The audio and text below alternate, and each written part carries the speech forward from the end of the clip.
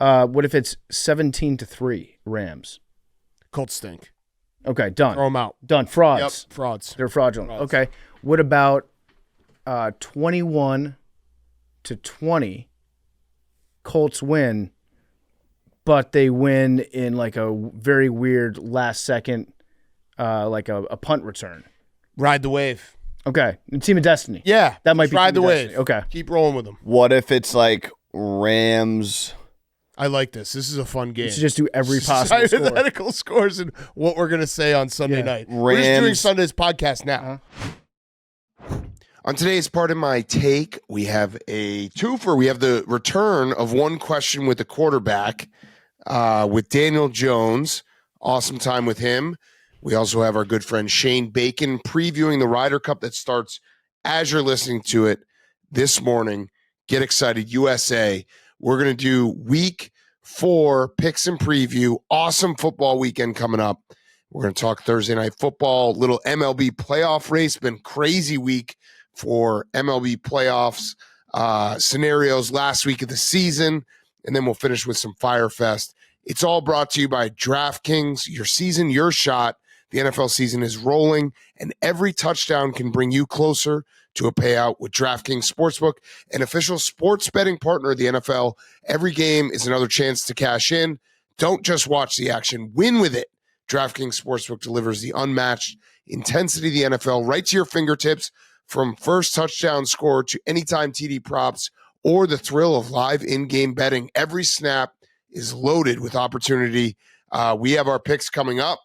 We have our TD parlay, which, do we have someone that we can, do we have someone maybe hurt, Devontae Adams? Yeah, whose pick was that? Whose pick was that? Let's throw in another one right now. That was mine. I can do an alternate. Okay. Back up. You should write a name in an envelope every time we do that parlay in case somebody gets hurt. Yeah, give us a backup. Unseal the envelope. Give us a backup right now. Right now? Finish the ad. I'll find a backup. Okay. All right. New customers, this one is for you. Bet just $5, get $200 in bonus bets instantly, plus score over $200 off NFL Sunday Ticket from YouTube and YouTube TV. Your season's heating up. Download the DraftKings Sportsbook app. Use code TAKE. That's code TAKE to get $200 in bonus bets instantly when you place your first $5 bet, plus over $200 off NFL Sunday Ticket from YouTube and YouTube TV in partnership with DraftKings. The crown is yours. Okay, let's go. Backup is Tucker Kraft.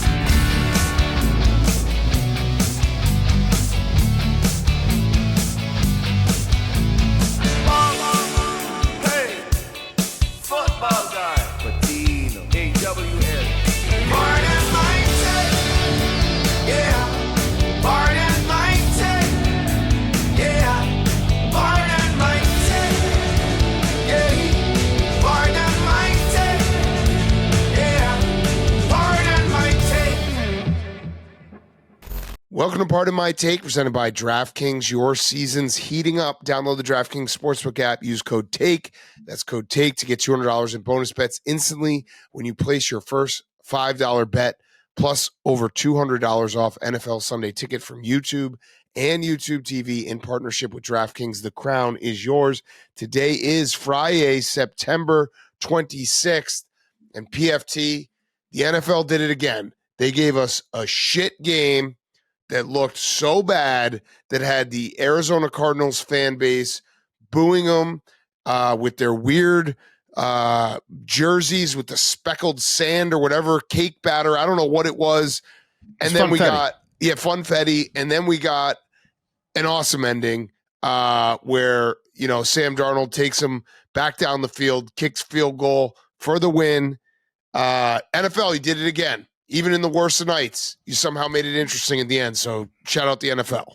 Yeah, I mean, great job, great product. Kudos to those of us that stuck around, the real ones, real ball watchers that didn't turn this game off at halftime, because if you watched the Seattle Seahawks and the Arizona Cardinals ever play a game against each other before, you knew that there was going to be some weird shit that happened. That's what, especially in prime time when these two teams play. But yeah, for the first half, it was like the only noteworthy thing about this game was the uniforms, or as Kyler would call them, the new skins that they were rocking. Yep. And that was like splitting people down the middle, half and half. I didn't really like them, but I kind of grew to enjoy them because I like the cream color that's like in the background. Yeah. I didn't like the speckles. I didn't like the like gradient numbers that they had on, but I did like the kind of vintage cream tone that it had. So there was that, and then there was everybody just being like Marvin Harrison Jr. sucks at football and Kyler Murray is a bummer. Yeah, and the helmets too. I like the helmets. That's what threw me off. Didn't like jerseys, like the helmets. Also, we should say, I thought it was going to be an awesome Thursday night football game the way it started when we had the rare interception into a fumble. And I was like, this game makes no sense already. This is going to be great. Kyler Murray tried to throw an interception, wasn't successful, then did throw an interception. Then it got fumbled on the return. And I was like, let's go. Let's have some weird shit happen. And then it was basically 2.5 hours of boring football until there was 5 minutes left. And the Cardinals were like, hey, maybe we should try some offense here. Yeah, their offense was painful to watch. I mean, they are the all-time leaders. This is the worst body language team I've ever seen. The Arizona Cardinals. It's like Kyler. I think Kyler is really good at a job that he hates. And I don't think he like has fun playing football. Marvin Harrison, I think he's got the yips. He's in a weird zone and he's like not having a good time either. And he doesn't have a leader on the team that's actually like trying to get him to play better. They go to the sidelines and they both just look sad, sit far away from each other and don't communicate. It's a really strange vibe that they have in Arizona. I don't think that they're going to win many football games, but I didn't think that they had a chance in this one. And then they did. Yeah. Our good friend Trill Withers said he asked the question, have Marvin Harrison and Kyler Murray ever met each other? And that was a fair question in the first half because it did look like they had never spoken before. The body language, the way they were just like the passes, Marvin Harrison just dropping one, basically handing an interception away. It was in so the beginning of this game, I think the Seahawks are good. I think their defense is very good. And I just think they're good. Like I'm high on the Seahawks and I'm low on the Cardinals. So for the first 50 minutes of this game, I was like, I fucking know ball. Like I got this. I know ball. I've been saying the Cardinals are not a very good team and a bummer to watch. And then there's that, you know what I mean? What we watched at the end, that Kyler Murray, that big scramble, the beautiful pass to Marvin Harrison for a touchdown, it's in there somewhere.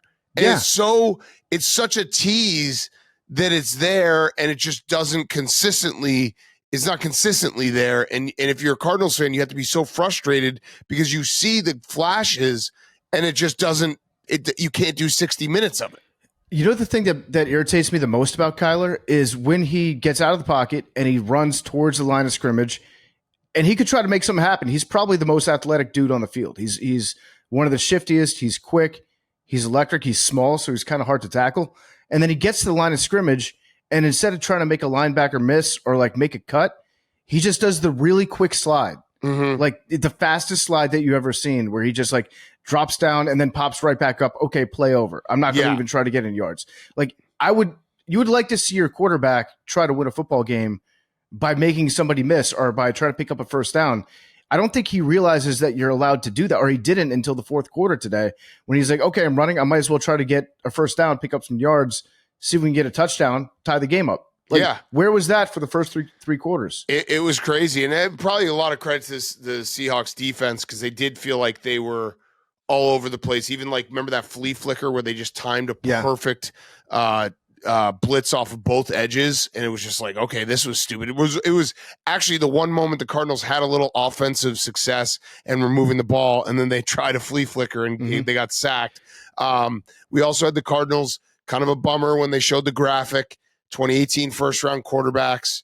Baker Mayfield was there, Sam Darnold, who was beating them in the process of beating them, Josh Allen, Josh Rosen, who was on the Cardinals for a single year, and then Lamar Jackson. That was tough to see. I don't know. The Seahawks own the Cardinals. They've won 8 straight against them. The favorites are now 4-0 straight up on Thursday Night Football. Something to note. Not against the spread because of the Bills last week, but it was. I got to say, like in terms of Thursday Night Football games, we've seen worse. We thought it was going to be we thought we were going to be able to start this show. I almost texted you guys when it was 17-3, being like, should we just record? And then there was just a little bit of something from the Cardinals. Like, oh shit, we probably got to stay. Probably got to watch the end of this. And it ended up being a good game at the end. It was one of those games where the Seahawks had it in hand for so long, and I kept re-looking at the score and doing, what's 17 minus 3? That is 14 points, right? Yeah. Like they're not out of it. It feels like they're out of it, but I know for a fact that equals 14, and that's 2 touchdowns. So anything could happen. I got a crazy Marvin Harrison Jr. stat for you. Okay. How many broken tackles do you think Marvin Harrison Jr. has over the course of his admittedly short NFL career so far? 3. Nope. Hank, do you want to guess? 1. No, he has 0. Mm-hmm. He's never broken a tackle. But that's also not really what he's supposed to be doing. He's got to just got to be catching the ball. He's got to be getting up there and catching the ball and beating guys down the field. But yeah, he should have at least one. Yes. You could luck your way into a missed tackle at some point. He's like the biggest guy on the field. He's getting tackled by. But he's not a slot receiver. But yes. Ideally, it'd be nice if he had 1. Yeah. No, I'd agree. But I think you got to, like, if you're a coach for Marvin Harrison, you can't be like, hey, we got to start breaking tackles. We got to just focus on catching the ball first. No, then we can elevate to breaking tackles. Yeah, I'm not saying that they should like coach him up on, okay, here's how we're going to be more physical at the point of contact, Marv. Actually, it's not even catching the ball. It's the first step is not giving the other team easy interceptions. Then like the first thing we got to teach him is to bat the ball down, then catch the ball, then make some moves. Yeah, the first thing is like know where you're supposed to be. And then the second thing is if you are in the place that you're supposed to be, don't let the other guys step in and catch it. Right. And third thing is after you catch it, don't fumble it in the air and bobble it and then let the other guy catch it. Then it's make the catch. And then after that, it's like try not to get tackled immediately. Right. Exactly. But that was a great catch that he had at the end of the game. That was an awesome throw by Kyler. Great catch by Marv. And then credit to Sam Darnold, threw an absolute seed down the sideline to JSN. Well, and also shout out to kicker for the Cardinals for fucking that up. How do you not get it to the 20? Like I know people are going to blame the new rules, but the new rules are like, we've had 2 years of it. Just kick it to the 20. You got to get in the landing zone. Yeah. Like that cost them. And then the Seahawks were 1 play away, and that's all they needed. They needed 1 play and a run, and they got the field goal. Yeah. I mean, actually, it was 2 really nice passes by Sam Darnold in the fourth quarter to JSN. Yes. After he went completely MIA in the first 2.5, 3 quarters, finally incorporated him to the downfield passing game a little bit. That was nice to see. Yeah. We also had, last thing about this game, we had the rare shout out to fan. Actually, I'll say it. If someone can find him, we'll have him on the show. The Cardinals fan with the ponytail that I don't know if you saw him, PFT. I saw him. But he didn't even need, like I sent it to memes to face swap Max, but it already was kind of Max. Yeah. It was, Yeah. I mean, put the picture up in the YouTube. Like, Max, did you do a double take? You saw mine. I was just taking a picture of my TV. That was not you, but it looked like you. Yeah, no, you said it exactly. I knew that it wasn't me, but I didn't know for sure. I was zooming in to make sure that wasn't me. Yeah. I also was like, memes is going to make this immediately, and then I didn't even realize as I was typing it, he posted yeah. the face swap. But we need to get that guy because the ponytail was. I mean, he probably gets so many fucking chicks. Like you don't get like a rat tail ponytail combo. You don't see that very often in the wild. So when you do, women got to be going nuts for that. There's some girls walking around Glendale tonight with a little bit of red paint and yellow paint on the inside of their thighs, if you know what I'm saying. Yep. Yeah, the whole full face paint. All right. Before we get to weekend preview and our interviews, MLB's been awesome. Cal Raleigh, 60th home run. Shout out the dude who handed the ball to a little kid. The Mariners actually found him because I hit up Josh, our booker, and I was like, can we find this guy? I want to interview him. The guy's an all-time guy because I think they found him, and he's like, I don't really want to do media. He's just a great guy. That was awesome. the Guardians and Tigers series has been incredible. The Tigers finally won one, but they've been just basically all-time collapse. Right now, I think it stands. So if the playoffs started today, it would be, what would the seedings be? Oh, it would be Yankees hosting Red Sox, Guardians hosting Tigers in the AL. Oh, I love that. Yeah. I love that rivalry. Because the week. Astros are also falling apart. So it's been like everyone's falling apart at the same time.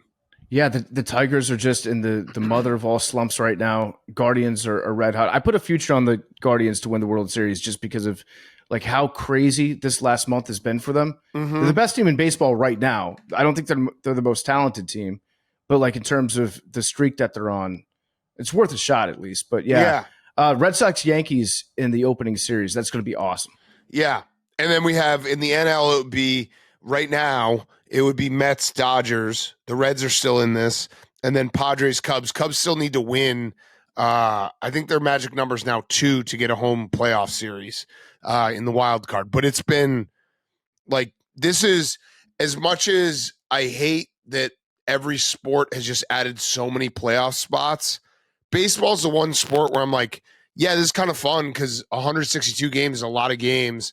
And if it was just what it used to be with 4 or, the 1 game playoff, I kind of like that there's more teams involved in the last week of the season. Yeah. I don't hate it either. Memes, what are your thoughts about the Mets?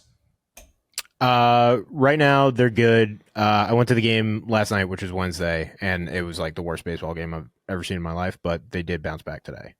Okay. But like, and they also did get bailed out so hard Wednesday night. The Diamondbacks had bases loaded, 1 out, and didn't score, and then the same thing happened in the Reds game. So they are getting bailed out right now. So hopefully they just win 2 or 3 at Miami. But mentally, where are you? Are you gun to your head? Are they making the playoffs? Yes. Yes. They are definitely set up in a spot that they should be feeling okay about themselves.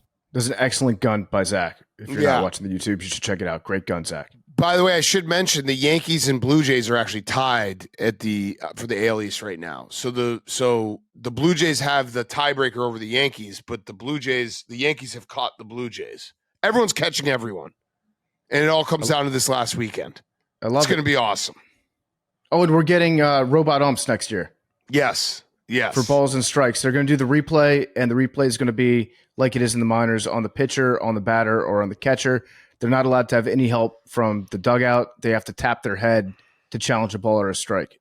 So I'm interested to see how that strategy comes into play.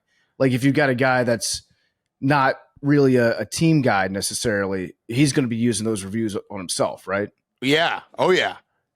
End of season. Games that don't matter. You should be burning them on yourself for sure. Have to. Anything else baseball? Are you ready, Hank? Yeah, I'm excited. Playoff baseball, best time of the year. I'm serious. Listen, baseball and hockey, I've said it. It's the playoffs are the best. Regular season kind of boring. But this last week is a nice playoff appetizer where every pitch matters. You on the bandwagon? And it's yeah. Hank, you're playing the Tigers, which is kind of interesting because it's like if either team sweeps, the other team could be out of the playoffs. Yeah. It's going to be exciting. There's a lot going on this weekend. I know. Yeah, there's a lot of sports going on this weekend. This is one of the best sports weekends. These are the weekends we got to close our eyes and just soak it all in because there you go, Zach. Zach's closing his eyes right now. Yeah. But when it's July and we're like, oh man, we'd kill for this. This is everything. We got baseball, we got Ryder Cup, we got football, college football, NFL. Everything's in front of us this weekend. I think when you look at sports as a whole, this is the best sports weekend, top to bottom, that I can remember. Yeah, hey guys, none of us die tomorrow. Yeah, stay home, wrap yourself in bubble wrap. You're mad, Max? Why? Well, Hank and I are getting on a flight. Okay, well, don't die. Don't die on the flight, okay? That would be a fucking – and I'll say this right now. PFT, I don't like those sarcastic groans over there. No, I'm saying it'd be bad. I hope we do. If you guys They do would feel die. like such assholes. Yeah. I don't want Hank to die. He owes me $8,000. It's in your will. No, it's like $7,500 now. We got to win some parlays. If you guys do die, I just want you to know I will not be mourning you until Monday. Fair? Yeah. That's fair. That's like fair. I'll just like wake up on Monday and be like, fuck, I forgot. Max and Hank died. God damn it.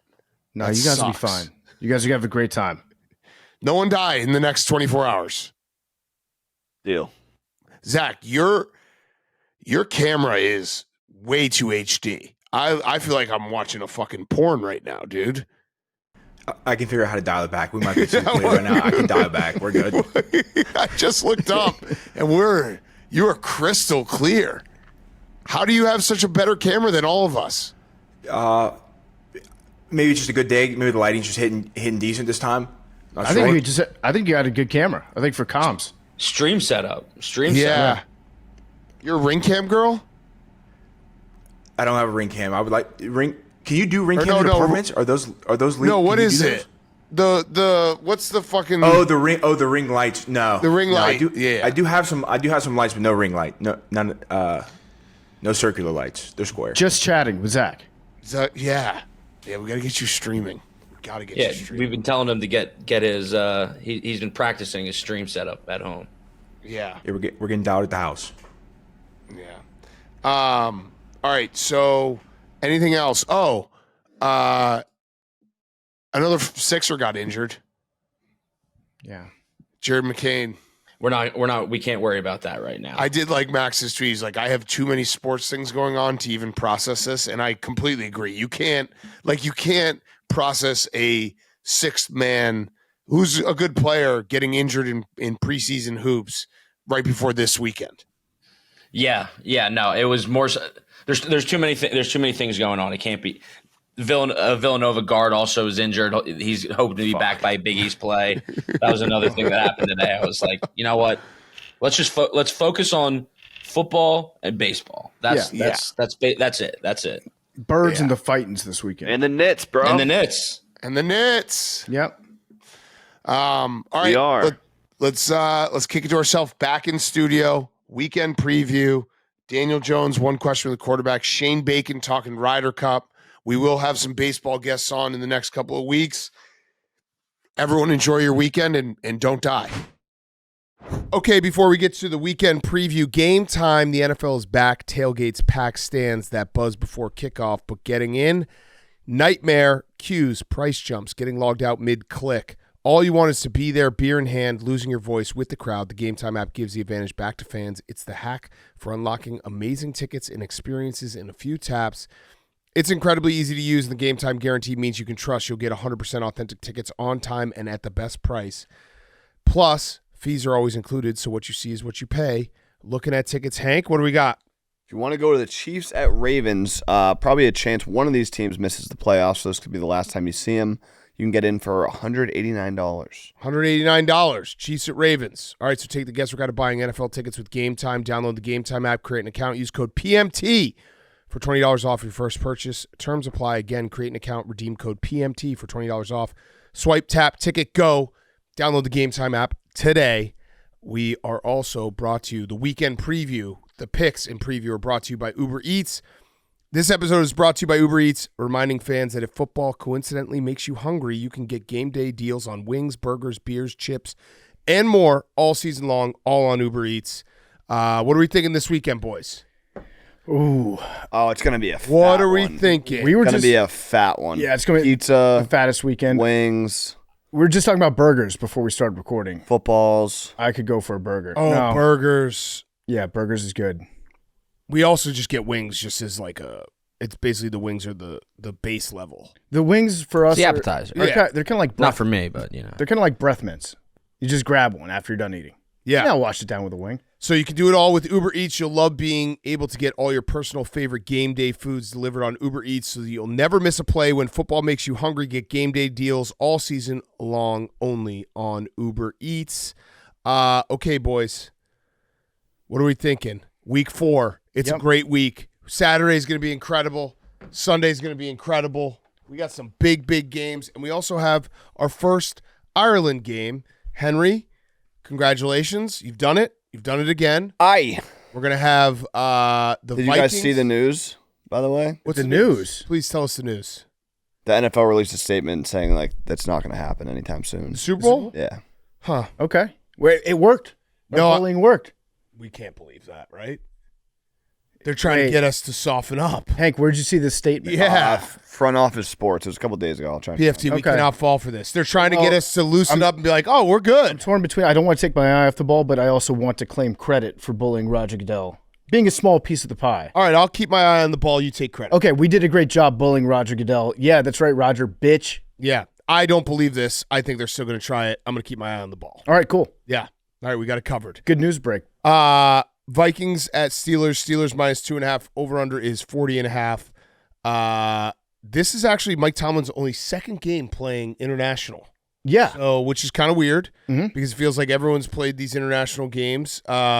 Also, Aaron Rodgers. I think they hooked the Steelers up with that because the Steelers are like Goodell's favorite franchise. Yeah. Aaron Rodgers last year played over in England. This is obviously in Ireland. Over in England, though, with the Jets against Brian Flores' Vikings. Yep. That was a 3-interception, 3-sack game. I like the Vikings in this game. Yeah, and Brian Flores used to be on the Steelers coaching staff on the defense side of the ball. And then he left because some people say that Tomlin wanted to run his defense, not Brian Flores blitzing all the time. Yep. But, yeah, Aaron Rodgers had a tough time with him last year. We got Carson Wentz, an honorary ginger. I think he's a ginger, so he'll be accepted in Ireland. Yeah, actually, it's Carson Wentz, ginger. Also, Kevin O'Connell now is 15-3 in the regular. Actually, I think it's overall 15-3 with a ginger starting quarterback. That's pretty impressive. He's a ginger whisperer. Yeah, he's built for Ireland. Yeah. We fucked up last week. Okay. I'd like to take accountability. Hand up. We fucked up. Our guy Stathole Sports, when he was trying to talk me into Carson Wentz as the Commanders quarterback, gave us a nugget that we used. And it's a very impressive fact about Carson Wentz that he's the best quarterback of all time in the history of the NFL in yards per attempt when it's exactly 73 degrees outside. That's right. What's the weather going to be like? He was at 9.71 before last week. It was exactly 73 degrees last week in Minnesota. Okay. At the time of kickoff. He had another strong showing, 8.65 yards per attempt. So now his average is down to 9.29, which is still the record. Right. He's still in first place by a considerable margin. In Ireland, it will not be 73 degrees, but it's something that we should keep in mind moving forward with Carson Wentz. Okay. So, Aaron Rodgers, by the way, not even in the top 50 all time. Wow. I thought that was an interesting stat. That's a very interesting as well. stat. Did you hear what Tomlin said about backup quarterbacks? What did he say? So he said, we were in a similar situation a year ago when we were playing in Indianapolis. I commented to the guys, keep Anthony Richardson upright. Don't put Flacco in the game. Oh. So he was telling his guys, whatever you do, do not injure Anthony. We'd much rather play against Anthony Richardson. So this is just the reverse of Bounty Gate. It is the reverse Bounty Gate, safety gate. Yeah. Yeah, but make sure he falls very safely. But what the Vikings did with Wentz is actually very mean to Wentz, signing Desmond Ridder. Yeah, that's right. So if Mike Tomlin's thinking about that, they might be doing Bounty Gate. Yeah, that might be. Then we might get some Bounty Gate. Yep. By the way, I wouldn't be. I saw a clip. Sean Payton might still be getting a little Bounty Gate going on.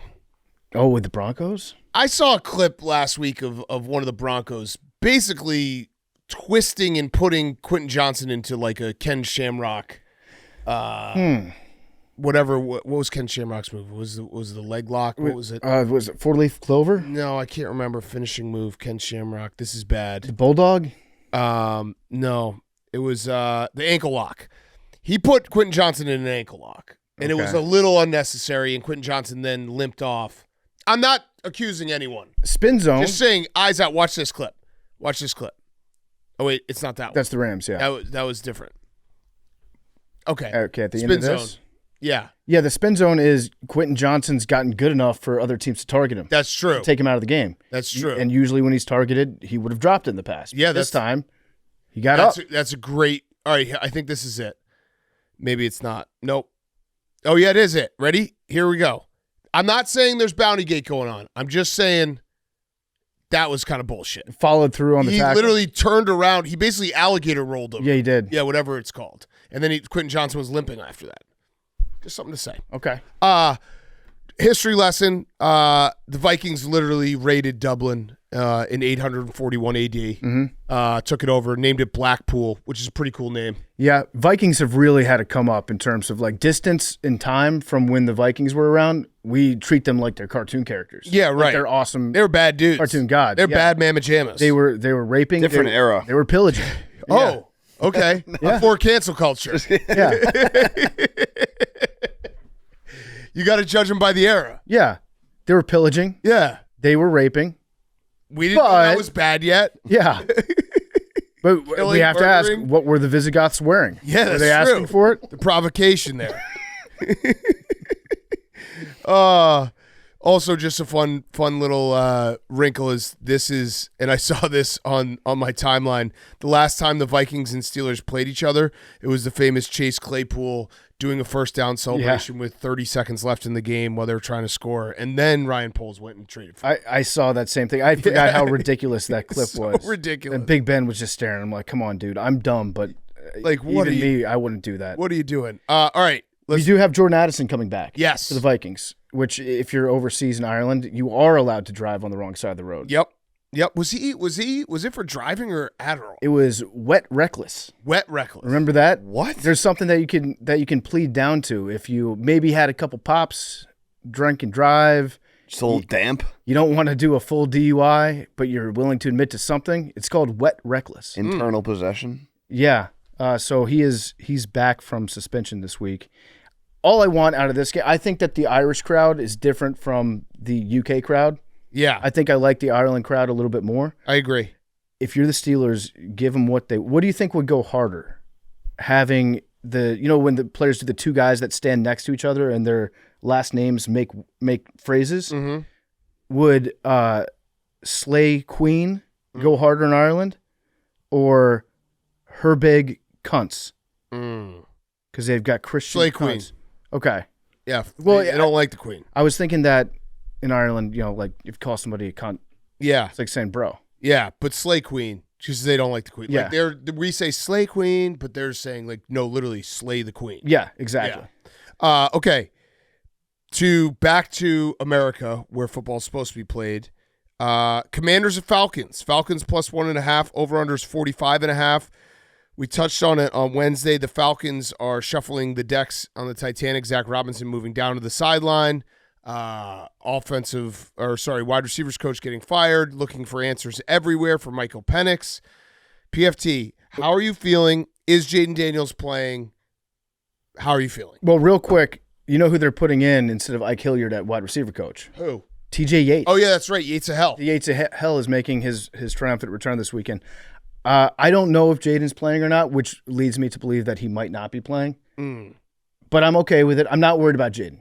You're not worried, but he's going to miss 2 weeks in a row. Not worried about Jaden. If you had to pick 2 weeks in a row for Mariota to start, you couldn't have drawn this up any better. Because it's the Raiders revenge game, Falcons revenge game. That's true. And Mariota looked really good last week. I thought he looked awesome as a Memes backup. thinks it's a system. It's not. Well, it's a great system. But he thinks that it's a good system. Well, yeah. We have a system. That's a welcome change for me. It's a good system. Marcus might be the guy. So Jaden is the guy, clearly. He is hurt. I don't think he's injured. He might sit out this week. I'm actually not worried about Jaden Daniels. I'm not. I think he's going to come back. He'll be fine. Not at all. Not at all. Not at all. I've become worried about Terry, though. Yeah, he's injured as well. Yeah, so he hurt his quad when he was diving into the end zone, and then he ran out onto the field, got Luke McCaffrey's first touchdown ball, gave it to him. He looked good when he was running after the injury. Yeah. So then I was like, okay, I'm not worried. They said it was a quad injury. Then yesterday it comes out he's getting a second opinion on a quad injury. And I would imagine that if the first opinion was good news, he probably wouldn't be like, hey, let me make sure I'll go get a second opinion. And then did a little bit of digging on the doctor that he was going to go see. The doctor that he's seeing for the second opinion is a core injury specialist. like sports hernias, things like that. So I'm glad Terry got paid, but I am worried about Terry. Yeah, that one, because Noah Brown's out as well. Yeah, Debo is awesome. But yeah, I went back and I watched more Debo clips. Debo is legit. He's back to old Debo right now. So Raheem Morris said on Michael Penix remaining the starting QB, Kirk lost his job last year. We're not even close to that with Mike. He had a bad game. They just hate Kirk Cousins. Yeah, that's such a mean thing to say. Like, hey, just so we're clear, he stunk and he lost his job. Yeah, there was some weird stuff going on with Kirk's alleged injuries and the Falcons not knowing or covering up I don't know what happened, but it didn't end well last season with them. The other thing I'll say for Michael Penix, maybe he's starting to figure it out because he said this week, I got to throw the ball to the wide open receivers when they're open. Yep. You got to be worried about that. That's a fact. If he figures out that you got to throw to the guys that are open when they're open, you could be in trouble. Because if you're throwing to the guys that are open when they're not open, that's when you run into a pick six on the first series. Or not throwing to the guys who are wide open when they're wide open. That's also bad. Then you get into the screenshots. Also bad, and when you're a lefty quarterback, it looks way worse when you're bad than if you're a righty quarterback, and it looks bad. PFT, I got bad news for you as well. After this week, you won't have another noon Central kickoff till week 13. Oh, I hate that. That sucks. Yeah, that's not good. I like being kind of lost in the shuffle sometimes. Yeah, and also just getting it, like, the afternoon slate is so nice to be like, all right, game happened, now I can just watch afternoon free roll. Yeah, so I am feeling worried about Terry. I'm feeling a little bit worried about our first overall pick, or our first round pick last year too. Connerly hasn't played that well at right tackle. Best tackle. Or you said best offensive lineman in the draft, right? Well, you say that. Yeah. Wait, who said? No, Mike Tice said it. Yeah, and that's right. And if I find one person that says it, then that's my expert. Oh, absolutely. Go to. So yeah, I was pumped about him. He has not played very well. We are getting Sam Cosmi back maybe in the next 2 weeks, which is going to be awesome. Okay, he's maybe our best offensive lineman, and our rookie cornerback Trey Amos has been legit, like a lockdown guy. So there are some good signs in Washington, even though Jaden's out. Lane. Is Bill hurt? No, Bill's back. Bill's good. All good with Bill.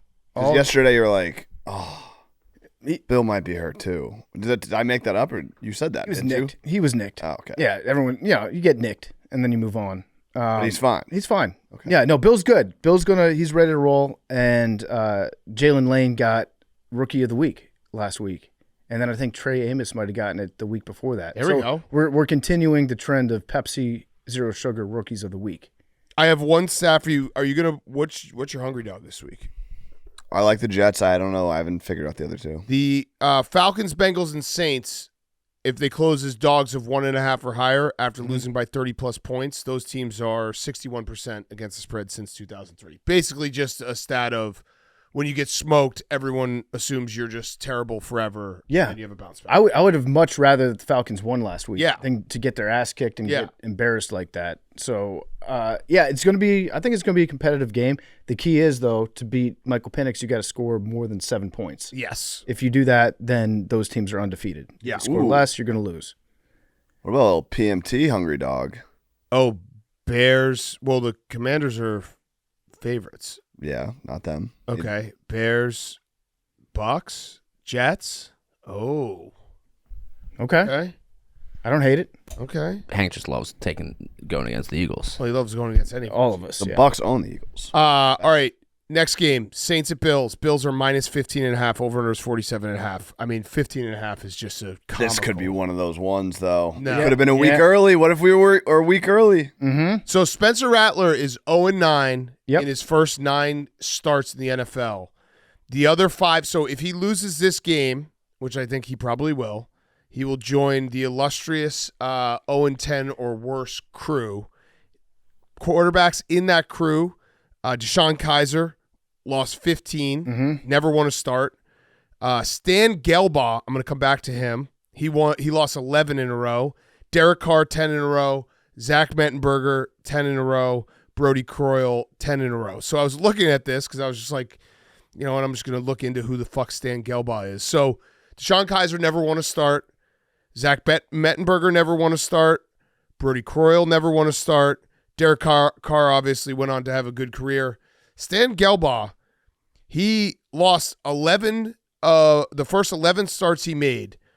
He, I think, retired and then came back. In 1996, week 17, he started his last final game, and he was 0 for 2 passing, tore his groin on the second series, but the Seahawks won the game, so he technically won his last start ever in the NFL, then retired. That's Mr. 3000. Stan Gelbaugh. Yeah. That's a great story. That's the plot line of that movie. He won a start. Good for Stan. He was only in for 2 series, but he won a start. So shout out Stan Gelbaugh. Let's get Kaiser back in, huh? Yeah. Maybe in the Germany game. But Also, the Saints losing so badly last week, I feel like it's better for them that they have to go on the road again. Yeah. Than it is to show up, because like you're already seeing some of the Saints fans with the paper bags. Yep. New Orleans is out on the Saints this year. I feel like it's a good opportunity for them to go somewhere away from home and maybe lose by a little bit less this week. Yes, I would agree with that. By the way, last thing on Stan Gelbaugh, I just kind of forgot that NFL Europe existed. That's basically how his career got rejuvenated, because he was a backup for the Bills, never made the team or was on the practice squad, and then went to NFL Europe and became good, and then came back and started playing for the Phoenix Cardinals. That's awesome. Yeah. Good for Stan. Yeah, I agree with you. Those Saints, I don't know. You can't take the Bills in this game, right? You could. The Bills are really, really good. I understand, The Saints but are 15.5 point spread is crazy. I'm going to bet on the Saints. And I'm not doing it for like normal reasons where I'm like, I think Spencer Rattler is going to be better than you might think, or I think Kamara is going to have a great game. I'm firmly labeling this as a do you have any pride game? Yeah, for the Saints. So gut check. I'm betting on like Brandon Cooks. I'm betting on Demario Davis, who's Alvin Kamara. Yeah, Demario Davis has been in the league for 13 years, scraping by, a gritty dude. There are some people that are very embarrassed about what happened last week that play on the Saints. I feel like they're going to keep it closer. I could be wrong. Maybe they've quit, but this is my last stand for the Saints. Yeah. If they don't cover in this one, done. That's a completely fair thing to do. Mm-hmm. Yeah. I just 15.5 is it's so many points. Hank, you think it's going to be? You think they're actually going to do it? We're getting to that point of the season where we're, one of these games is going to be, the Raiders-Ravens last year. Was it Browns-Packers last week? Possibly. Could have been. Yeah, could have been. But we also were high on the Saints last week. It'd be funny if we were a week early. Yeah. Okay. All right, next up, we have the Browns and the Lions. Here's another one for you. Browns and Lions. The Lions are 10-point favorites. These guys have a trophy, by the way. They play for it in the preseason, the record of the Edmund Fitzgerald Trophy. I don't know if it will be up for grabs in the regular season. I just love that they have a trophy between them. That's good. It is like Big Ten territory. Yeah. So yeah, let's get a. Is it a ship? It's a ship. Okay, I like it. Yeah. If you want to pull it up, pull up the Browns Lions preseason trophy. It's pretty cool. It's actually like it's a ship with 2 helmets on it, and it looks kind of cool. I wonder where it sits. I think they might have. It's the Great Lakes Classic trophy. They have to play with it. Why? Just use Google. Oh yeah, that's nice. Oh, there it is. That's sick. Great Lakes Classic. Yeah.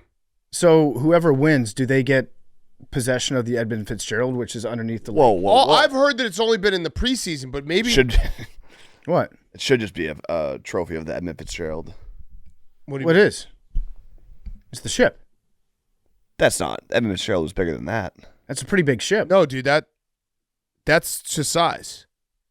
Edmund Fitzgerald was a lot wider. Are you, What are you talking about? saying? That's his size. Are you saying what is that? A ship for ants? I'm Are saying you that doing the Edmund actual- Fitzgerald was like a much bigger ship. How do you know how big that ship? That's was a in real trophy, life? Hank. That's a Look trophy. up the Edmund Fitzgerald. Yeah, but are you saying like those helmets are bigger than the ship? So See how much bigger it is. No, that's exactly the same. how can you tell? Look how, where the beginning and the end of the ship is. There's just like a little bit in between. All right, longer. You mean it's a Yeah, longer? it's a ship. lot longer. To scale, Longer. yeah, it should be Yeah, longer. yeah. Yes. Okay. This I is agree an with that. insane hill to die on. Yeah. It's not a hill to die on. crazy That's one. just not the Edmund Fitzgerald. It's not It a- is, but there's 2 huge helmets on it, so it's kind of distorts it. It should be. My point was it should be. It'd be nice. Nice touch. All right, I'm glad we talked that one through. Yeah, that was a good talk through. So yeah, they have a trophy. That's pretty cool. They have a trophy. They usually play every preseason. The Great Lakes Classic began in 2002 and was one of the preseason games for both clubs. The winner of the annual contest received a very large trophy. Whoa, very large. Called the Great Lakes Freighter Trophy. This award was nicknamed the Barge by many beat writers. The Battle of the Barge. That's a cool name. So yeah, I don't know if they do it for regular season. It would be kind of cool though. Are we on Flacco watch this week? Possibly. I think we might. The offense hasn't been great. They've only had 6 drives of over 50 yards this season. Yeah. The Lions have 15 of those. Oof. Yeah. Cleveland's offense sputtering. They might have a running game though. Yeah. They might have found their answer in that. Maybe. How long do you think that the Browns can go having an elite defense and a bad offense until their defense starts to just collapse? Probably it just depends on how far away they become from 500. I think if you're like 4 games away from 500, that's when it starts to collapse. Yeah. So if they can stay, like, they lose this week, then they, 2 and 4, somewhere around there. Mm-hmm. As soon as they dip to like the 2 and 5, 1 and 5 range, I think that's when it falls apart. We should also be talking. I know we mentioned Mason Graham last week. Yeah. When we were talking about awesome. the Browns. We should be talking about Carson Schwarzenegger. Yeah. Too. Is it Schwarzenegger? Yeah. How do you say that? Schwarzenegger? Yeah, the Browns nailed their draft. Yeah, on the defensive side especially. Except for what they did with quarterback, which is weird, but they should get more credit for what they did in the early part of their draft. Yeah, the Cleveland Browns have a championship defense right now. Yeah, I would agree. By the way, I just looked it up. The last time this the Barge was played for was 2014. Bring it back. Yeah. So they both sides say it's dead. Bring it back. I agree though. The Browns have a championship defense. That's got to be frustrating. The Browns should do the Harbaugh thing where they show up with a trophy, but they don't tell the other team that it's a trophy game until they win, and then they're like, "We won the trophy." Yeah. And if they lose, it was never a trophy game. Yeah. I do like the wrinkle this week of also Cleveland and Detroit being in a pennant race. Yeah. So you get a little bit of both. And Ohio State, Michigan. Yeah. These two states don't like each other. They do not like each other. Here's a stat for you. If you're thinking, 10 points is a lot of points, I don't really want to do it.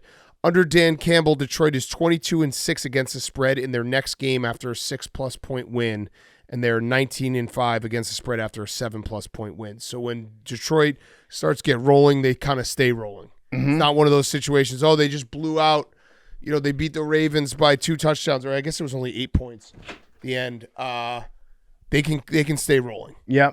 I would also trust Dan Campbell to be a guy that doesn't really let short rest affect you. I have no numbers to back that up. Yeah. So I don't know what that actual stat is, but he strikes me as a guy that's just like, we're going to drink more coffee. And he said it in that press conference, I think it was Tuesday, where he's like, our best players practice the hardest, and that's how you get culture. Mm-hmm. He's like, our best players are the ones that are working harder than anyone else, and that's how you have a situation where everyone buys in. Mm-hmm. Okay, Panthers at Patriots. Hank. Patriots are -4.5. Over-under is 42.5. Is Tet injured? I believe he is. I think so. So he missed practice on Wednesday. I don't know who the Panthers are going to throw it to. Hunter Renfrow. Who just had a baby. Yeah. The Hunter Renfrow baby bump. I think he's only 3-1 or maybe like plus 265. I bet him nonetheless. I feel like that's been a bet that's been profitable for us. Yes, Hank? What happened? Nothing. What happened? You share with the class. Live memes, and made no sense. What was the live meme? Is it just you on the barge? Edmund Fitzgerald? Yeah, that does make no sense. What do you mean? Yeah, no, it makes sense. It's Hank as Zoolander. Yeah. And he's next to the trophy, like he's saying, what is this? A School trophy. France or a trophy France. Yeah. That wasn't the argument, though. But No, that wasn't the argument. But still, cool meme. I thought it was a good meme. Are you ever able to turn it off? No. do you get in fights with like, a friend or family member or something, and then like live meme, or like trying not to laugh because you're like thinking in meme? Not that I can remember, but now that you say it, I think I do. Yeah. Sometimes I just scroll part of my takes Twitter on like a college football Saturday just to like look up a specific play, and I just go by 4 pictures of my face Yeah. on random fans that I'd never seen before, but I'm looking for something else. It's like, oh, there's another one. Yeah. Do you mentally put Max's face on people that you meet in real life? Definitely. Just That's on why TV. meeting his Just on brothers was TV. so fucked up. Yeah. Because it was just like it's already a face face swap. Yeah, memes. I had dinner with my friend last night who was the one who's like, hey, watch out for memes. And he mentioned, he's like, hey, I'm happy you're taking that seriously. He's like, yeah, I'm happy that you're taking it seriously to watch out for memes. I heard you say it on the show. He's like, thank you for, we want to keep you safe. I was like, yeah, memes is a wild card. Mm-hmm. Yeah, this guy's got to watch out. I'll give you his number and his address. You can go show up at his house, meme him to death. Face swap him. Yeah. Hank, what are you thinking about this game? Excited? Must win. Excited. Yep. Feels like a get right game. Should be a get right game. I'm excited. Okay. All right. That's good. I'm excited you're excited. Have you heard any news this week about a player on the Patriots? Stephon Diggs. Stephon Diggs, yeah. What are your thoughts on the Stephon Diggs news? It's a clip from a podcast. There's really it hasn't been verified. I don't like how you said podcast right there. We're on a podcast. Yeah, but you belittled podcast. Yeah. Yeah, well, yeah, people say dumb shit on podcasts all the time with no truth to them. So, yeah, I'm not going to, listen to some random podcaster say some bullshit and be like, that's a fact. But couldn't somebody that's listening to you right now say that exact same thing? They should. Okay. We've proven that time and time again. By the way, him and Cardi B have a lot in common. yeah, they do. Like, you want some? Allegedly. No, allegedly. They're a happy couple that's about to have a baby. I'm saying they get along really well. Yeah, they do. It's a beautiful couple. Have a lot in common. You want some of these Skittles? Mm-hmm. PFT. When we did pick him this week, Hank was trying to get me with the word weird. Okay. Because he refuses to say the Tom Brady thing is weird, so he's just like, "Oh, that's weird. That's weird." No. What was the? And then I said to Dave, I said, "Would you?" Oh, it's about Lane Kiffin. You're like, well, Lane Kiffin's probably getting all the plays from LSU, and I was like, that's weird, kind of weird. No, that doesn't work. But okay. By the way, I was right that Lane Kiffin, that was all publicity stunt, and it's not a big deal. But it's kind of weird that he is talking to another player about their plays and stuff. Oh no, I don't think that's weird because it's his daughter's boyfriend. Conflict of interest. It's okay. Say. Either way, I do think it's weird that he tweeted multiple times, "Take the over." That's still weird to me. I'm going to take the under. A football coach. I think he's trying to get everyone to go the misdirection. I just simply asked Dave, "Do you think the Tom Brady thing, being in the booth and then calling games, is weird?" Yep. Dave said, "Yes, absolutely." Yeah, it's weird. It's very easy for him. So easy. We can all admit it. Although Brady did say that the people who are saying that it's a problem, they're being paranoid. We didn't say it was a problem. Yeah. We said it was weird. That's totally different. Confirmed weird. So wait, this game, you got to win? Got to win. Are you going to win? Definitely. Christian Gonzalez, playing or no? Probably not, but he's been practicing. I feel like they're not going to rush him back.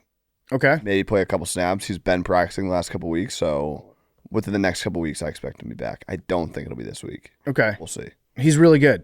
He's great. Are you worried? Worried about what? About his injury. No, he's been practicing. Okay, cool. I think he's going to be, awesome. I agree. If you have a star player who's just a little banged up, they're still practicing, they might not play. And your team is not having expectations of soupy, and you're not coming off a championship run. You then clearly said that the Patriots would be the best team on this podcast. Fair counterpoint. Really fair counterpoint. But we're not coming off a championship, a conference championship season. We have just had a documentary called The Dynasty. What does that have to do with anything? What if the fucking Redskins came out with a documentary? Yeah, that was worse. That was a worse counterpoint. I wanted to say it too. Yeah. You had him. You had him. I was close. And then you just lost it there. If this was like 3 years ago, that would have been a really great point. Any of the players, the only player that's around from then is the coach. Yeah. Yeah, it's true. Yeah. Okay. Next up, Chargers, Giants. What'd you say? And McDaniels, I guess. Chargers, Giants +6. Jackson Dart time. Let's go. I think you guys obviously saw the story that Eli Manning told. I think it was on the Manning cast. He didn't tell it to us. That was too unfortunate.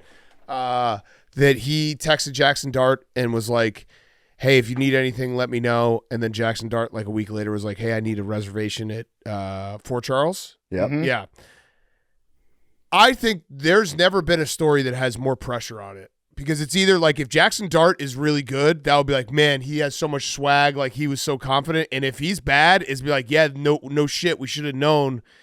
Eli Manning said he'd give him help, and all he wanted was a fucking burger reservation. Yeah. That story has got some big time weight to it. It's got some implications. I think it's a bad look no matter what. I think it's a bad look, but you see what I'm saying? Like Yeah. Jackson Dart goes on to have an incredible career. It's be like, dude, he had so much swag. He's like, I got this. All I need is a reservation. I look at that like he's a fucking idiot. Oh, yeah, definitely. Yeah. Right now, for sure.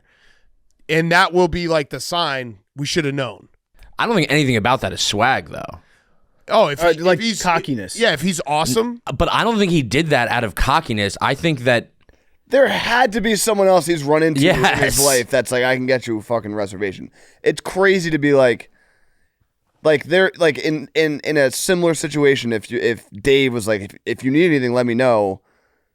I would, and I needed a reservation somewhere. And it's like, I know Dave can get me a reservation there, but there's got to be someone else first. no, that would be if yeah. you were like just hired by Dave and Yeah. he said that. It's kind of like the thing we're talking about with Kyler Murray with the Mike Vick jersey. It's like it makes me question his decision making. Yeah. Because what he should have done. Correct. If you, let's say you really wanted this reservation, and for argument's sake, it's not at a burger restaurant. It's at like a top tier, like steakhouse or something like It is. that. Yeah. When you It's make- both. Okay. All right. I mean, it's hard. It's like one of the hardest Okay. reservations. to All get right. in New So, York. but what he should have done. I got is- one from Jersey Jerry though. By the way, What he should have. That's Yeah. Jersey something- Jerry, Eli Manning. yeah. I know that's something to put into perspective. I mean, if you got a Jerry on the team, that's the guy that you would go to, but Jerry's not your boss.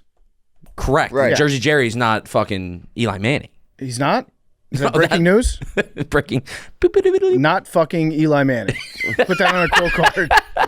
All right, so what he should have done is he should have asked Eli Manning for one piece of bullshit advice right before he Correct. asked for the reservation. Correct. Like, hey, when you're calling an audible, which linebacker do you look at first? Something easy like that he didn't even need help with. Yeah. And then you're like, oh, cool, thanks, man. Hey, by the way, you ever been to this place? I can't get a reservation. Yeah. Then Eli would be probably, okay. I'm just saying, like, there's a 95% chance this story looks bad and right. But if he like goes on to have an amazing career, you can spin it as he knew he was good. Like the biggest worry he had being in the NFL was, can he get a reservation? Yeah. Are you worried? You know what I'm saying? Yeah. Like, he was like, he didn't need Eli Manning for any type of advice. Are you worried about the fact that when he was drafted, very first phone call, him and Dable both ended with love yous? This is a little early for love. It's a little early. Little But love. he should have asked Dable for the reservation. Yeah. Yeah. Way more of a food guy. Even that would be off. Yeah, but Just Dable ask a can't. media guy. Yes, there's got to Yeah. be somebody there. Ask someone on the the team. Or like, just call and say, hey, I'm Jackson Dart. Yeah. yeah, They probably Yes. would just say, okay. Mm-hmm. Hey, I'm Jackson Dart. I just got drafted number 1 or, in the first round. Can I get a reservation? I do actually like the Giants in this game because I do think he's going to add a little pop. You can't be worse than, going from Russell Wilson Yeah. to Jackson Dart, like Russell Wilson was hard to watch. I think at least guys will play a little bit harder. Yeah, they They know that there's more on their plate. Malik Neighbors, I love this. He's top of my list, number 1 receivers, because he said Malik Neighbors, when asked what he learned from the Giants changing QBs last year, they're going to find a way to get number 1 the ball. Yeah. That's it. So he's going to do that again. Got to Yeah. find a way to get number 1 the ball. And Dart looked really good in the preseason too. Yeah. So they're excited. Give the ball to Scatterboo a lot. America wants that. We want to see that angry dude running people over. And they also very smartly signed Younghoe Koo. Yes. So they've got a backup kicker situation Yes. in New York because Graham Gano, who's Scottish, by the way, and the Giants, they used to have Tynes. They just love having Scottish kickers Yeah. for some reason. Gano has gotten hurt twice in pregame warmups in the last 2 Fucked years. us, yeah. And it hasn't worked out well for him either time. So now they have 2 kickers on the roster in case Graham Gano gets injured again. In Stop pregame warming warmups. up. Or just maybe it might be time to get a new kicker. Yeah. So Andrew Thomas being back for a full game. I know he played against the Chiefs, but it feels like he'll be able to play the whole game. Last time the Giants beat the Chargers. Can you guys name the quarterbacks? Both recurring guests. Draft night when Eli Giants said, beat going the to Chargers. Both recurring Yeah. guests. What does that mean? Jim Harbaugh. Last time the Giants beat the Are Chargers. you asking for the quarterbacks? Yeah, quarterbacks. Recurring Okay, guests. so Eli Manning. Both recurring guests. No. Jim Harbaugh. No. Kurt Warner. No. Chargers? Danny Cannell over Ryan Lee. Oh. That's a fun one, right? That is fun. You would have kept on going down the list. Yeah. I don't think we Yeah, would have Chargers. gotten No, I don't think so. I wasn't. Yeah, I was. I just saw it and I was like, oh, we we've had haven't both these had guys many on. Chargers quarterbacks on. I guess. Yeah. It's literally. Yeah. No, Drew Brees, And yeah. Jim Harbaugh. We need to get Philip Rivers on. Chase think we- Daniel. Chase Chase Daniel. Daniel. Good call. Yeah, Herbert. Yeah. We've got a few. Also, wasn't Cannell a big turtleneck guy? He might have been, yeah. I feel like he might have been. We need to watch the I film. think he's become a turtleneck guy. But for some reason, I thought I remembered a clip of him playing in a turtleneck. Maybe. That's interesting. Yeah, it And might that be a system guy. Okay.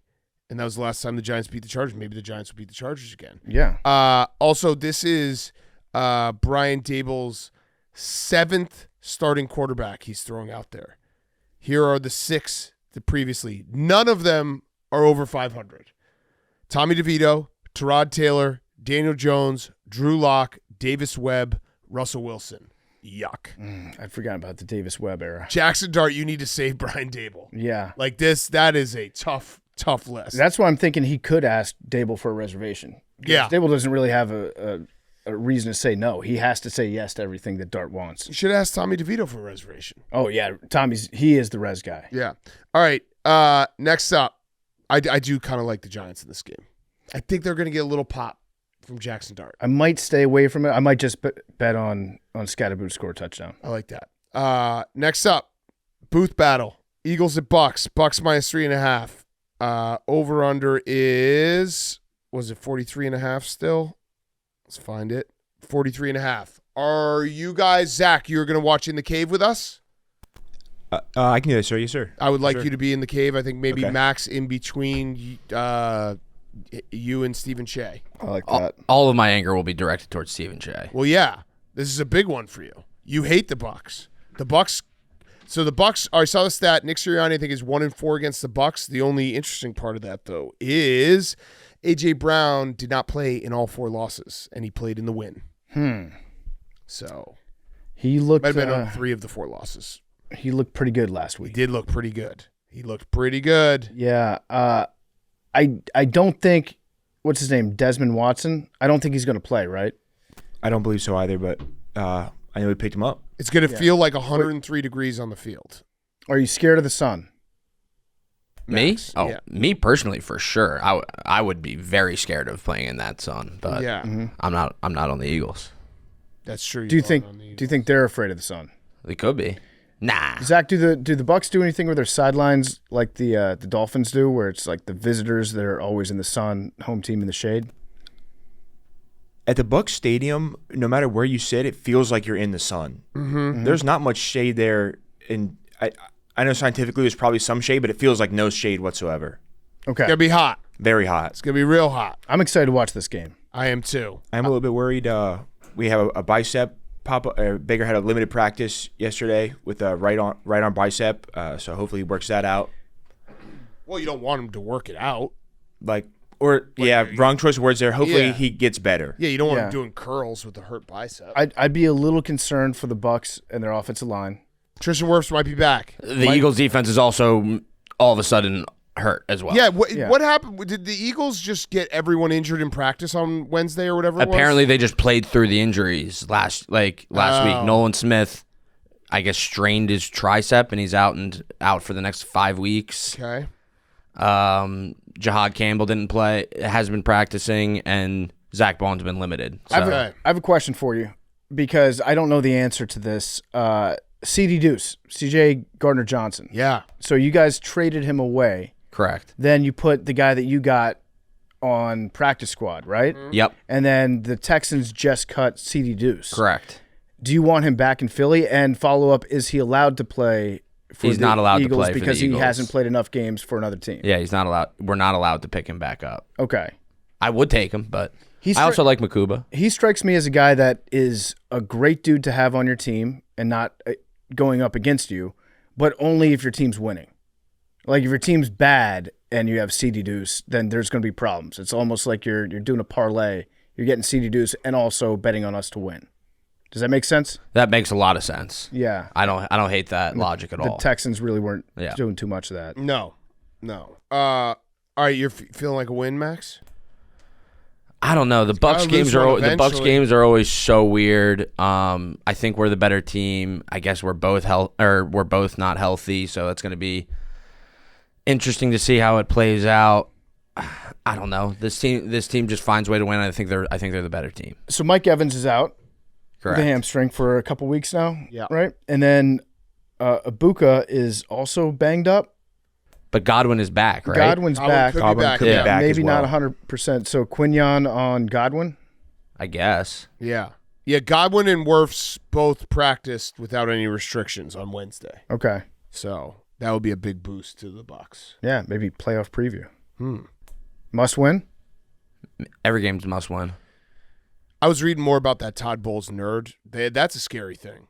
The Todd Bowles has a nerd now. Yeah. Like it's totally he has the confidence. Like I've actually watched a couple Todd Bowles press conferences. It feels like he's a different guy. It feels like he has confidence that he's never had before. Yeah, that's what he said after he was like making jokes about making out with his tight end because he's got a guy that is handling all the complicated stuff. What are you gonna say, Zach? Todd Bowles historically gives us no emotion, no anything on the sidelines, and very limited in press conferences. He's like waking up, joking around, sidelines, kind of giving us how he's feeling, wearing emotions. It's great. I love to see it. I think numbers were just weighing him down that much. Yeah, he was thinking too hard all the time. Yeah. And it's the added benefit of sneaking a couple wins here and there. Right. In games that they might have lost. All right. Next up, excited for Did you hear me say 3? What? You said numbers in that sentence. So do I get it? Memes. No. It's sad What do you mean? what's come of you. Do I get it? No, you don't get it. Why? But you said no. It's not the end of the It's show. at the end of the show, memes. You said it. It's the first I've said numbers before. it's the first numbers that he says after he introduces the lottery ball. Yeah, and I say, all right, guys, time for The N-word. Memes thinks about the N-word more than anyone on the show. Yeah. That's a fact. Disgusting. You are always thinking about the N-word. I am, and you just said it. All right, Titans and Texans. I'm done with the Titans. Done with them. So I'm going to take the Texans, but I'm done with the Titans. This game is not exciting to me whatsoever. Yeah, so Callahan is no longer calling the plays. Yeah. So he gave it to their offensive coordinator. Yeah.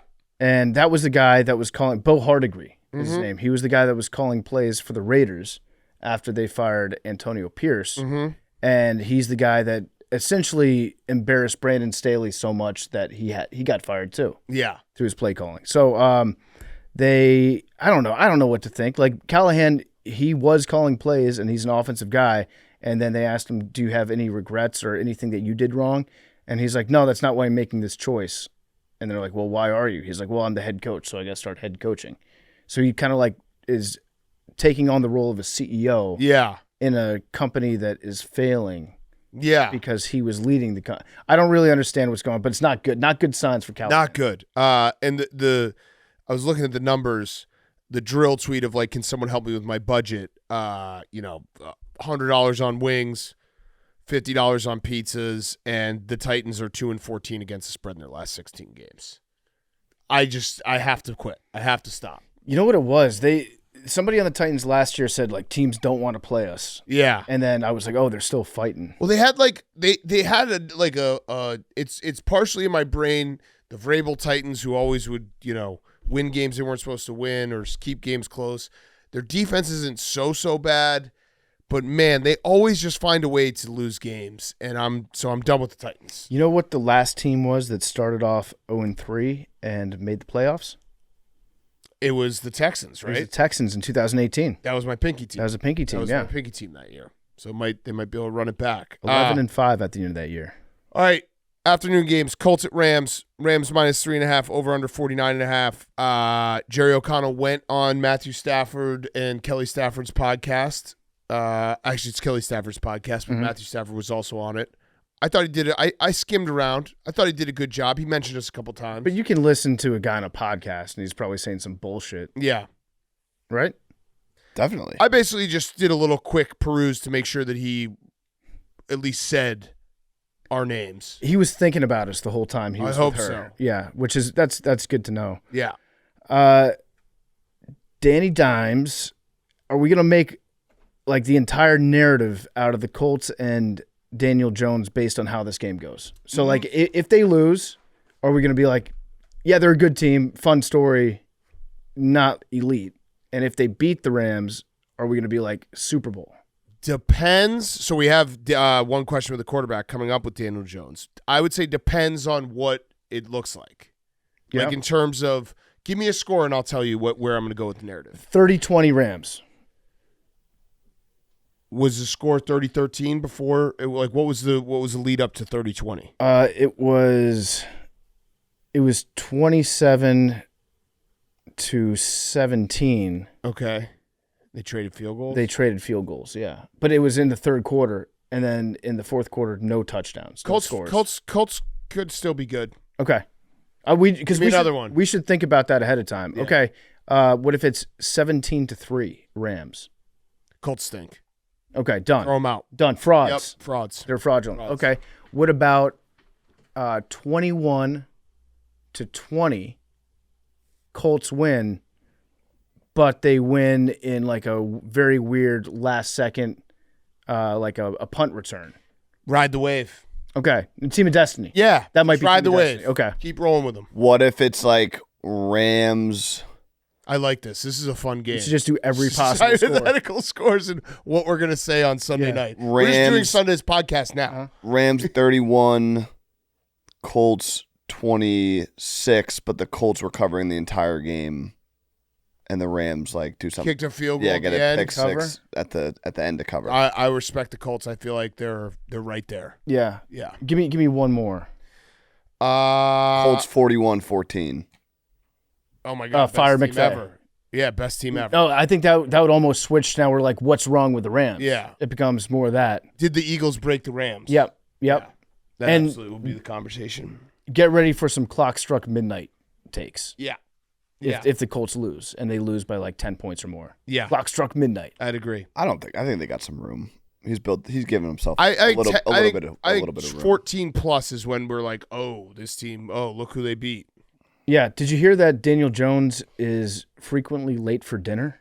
No. That's like his thing. You can literally call him late for dinner. You can. Yeah. In The Athletic, they said he's never on time for dinner. Pittman is used to it. He expects it. When the players meet up for the weekly meal on Thursdays, he's always tardy. Every single time he's like, yeah, I'm on the way. I just had to break down these last couple plays. And I'm like, bro, take a break, but that's just who he is. Oh, so he's late for dinner, not as like a rude thing. It's more he just loves ball. Because he's grinding film. He's got to grind film. Mm-hmm. Okay, that's not that bad. It's like I've heard all the first one in, last one out. I've heard that, but I've never heard, oh, he's the last one in, but it's a good thing. He's late for dinner, yeah. Because he was too busy being the last one out to be the first one in for dinner. Yeah. Yeah. Also, fun fact, Daniel Jones earns $100,000 for every Colts win this year that he plays 50% of the snaps. That's got to be awesome. That is cool. Just like slush fund money. Yeah. Oh, that's a win. Cool. Just going to take that $100,000. Do something fun with it. Also, last week with the Rams losing to the Eagles, they have failed the bird gauntlet. Say it again? They have failed the bird gauntlet. Oh, yeah. There will be no team that defeats all the bird teams this year. That is brutal. Yep. Fucking block kick. All right. Jaguars at 49ers. Jaguars are 3.5-point underdogs. I kind of like the Jags. They got to figure out how to catch the ball. That's a big piece of it. Mm-hmm. But I kind of like the Jags. Yeah. I mean, it sucks for the Niners not having Bosa now, and they're all banged up outside of Bosa. I feel like Brian Thomas has to come out of the yips. Or maybe the answer is just give the ball to Travis Hunter more. Yeah, maybe it is. Because when they drafted him, they're like, this is a man that will change the entire sport of football. Yeah. Football looks just about the same. This is, we talk about this frequently during the season, but this is an all-time, can't remember anything about these teams playing. Yeah. 49ers, Jaguars. It's weird because I do remember Mac Jones playing on the Jaguars. I do remember against the 49ers? No. I remember Mac Jones playing for the Jaguars. I remember they had another back, Blaine Gabbert, right? Yep. Wasn't he played on the 49ers and the Jaguars? But yeah, I don't recall them ever playing each other. They haven't. The Jaguars have not beaten the Niners since 2005. They've played 5 times since then, and they have been outscored 170-59. Mm-hmm. Also, weird stat: the 49ers are the only team in the NFL with 0 rushing TDs through 3 weeks. That's crazy. Isn't that crazy? Yeah, did not know that. That's nuts. Is Mac Jones going to play or is Brock Purdy? I believe it's going to be. I don't know. Let's look it up. I think it's Mac Jones. I think it's Mac Jones. Because they said that Purdy was going to be out for like 4 to 5 weeks. Also, like Mac Jones already won 2 starts. You kind of have a free roll here. Like you can just go with he can lose one. If I'm Mac Jones, I fake an injury right now. Yeah. Looks to be on a very Revenge good track game, to return for Sunday. So Hank, you're wrong. He's Brock Purdy. Damn. Yeah. Yeah, if I'm Mac Jones, I'm like, I think I got turf toe too. Please shut me down. I just made myself a lot of money potentially. Yeah. Yeah. Okay. Bears at Raiders. Must win for the Bears. Absolutely must win. You win a gateway game to then get the privilege of playing in a must win. And that's what they're playing in this week. Okay. It's a must win. Have to win this game. Are you distrustful and paranoid of Tom Brady? Not really. It's weird, but not really. Okay. Yeah.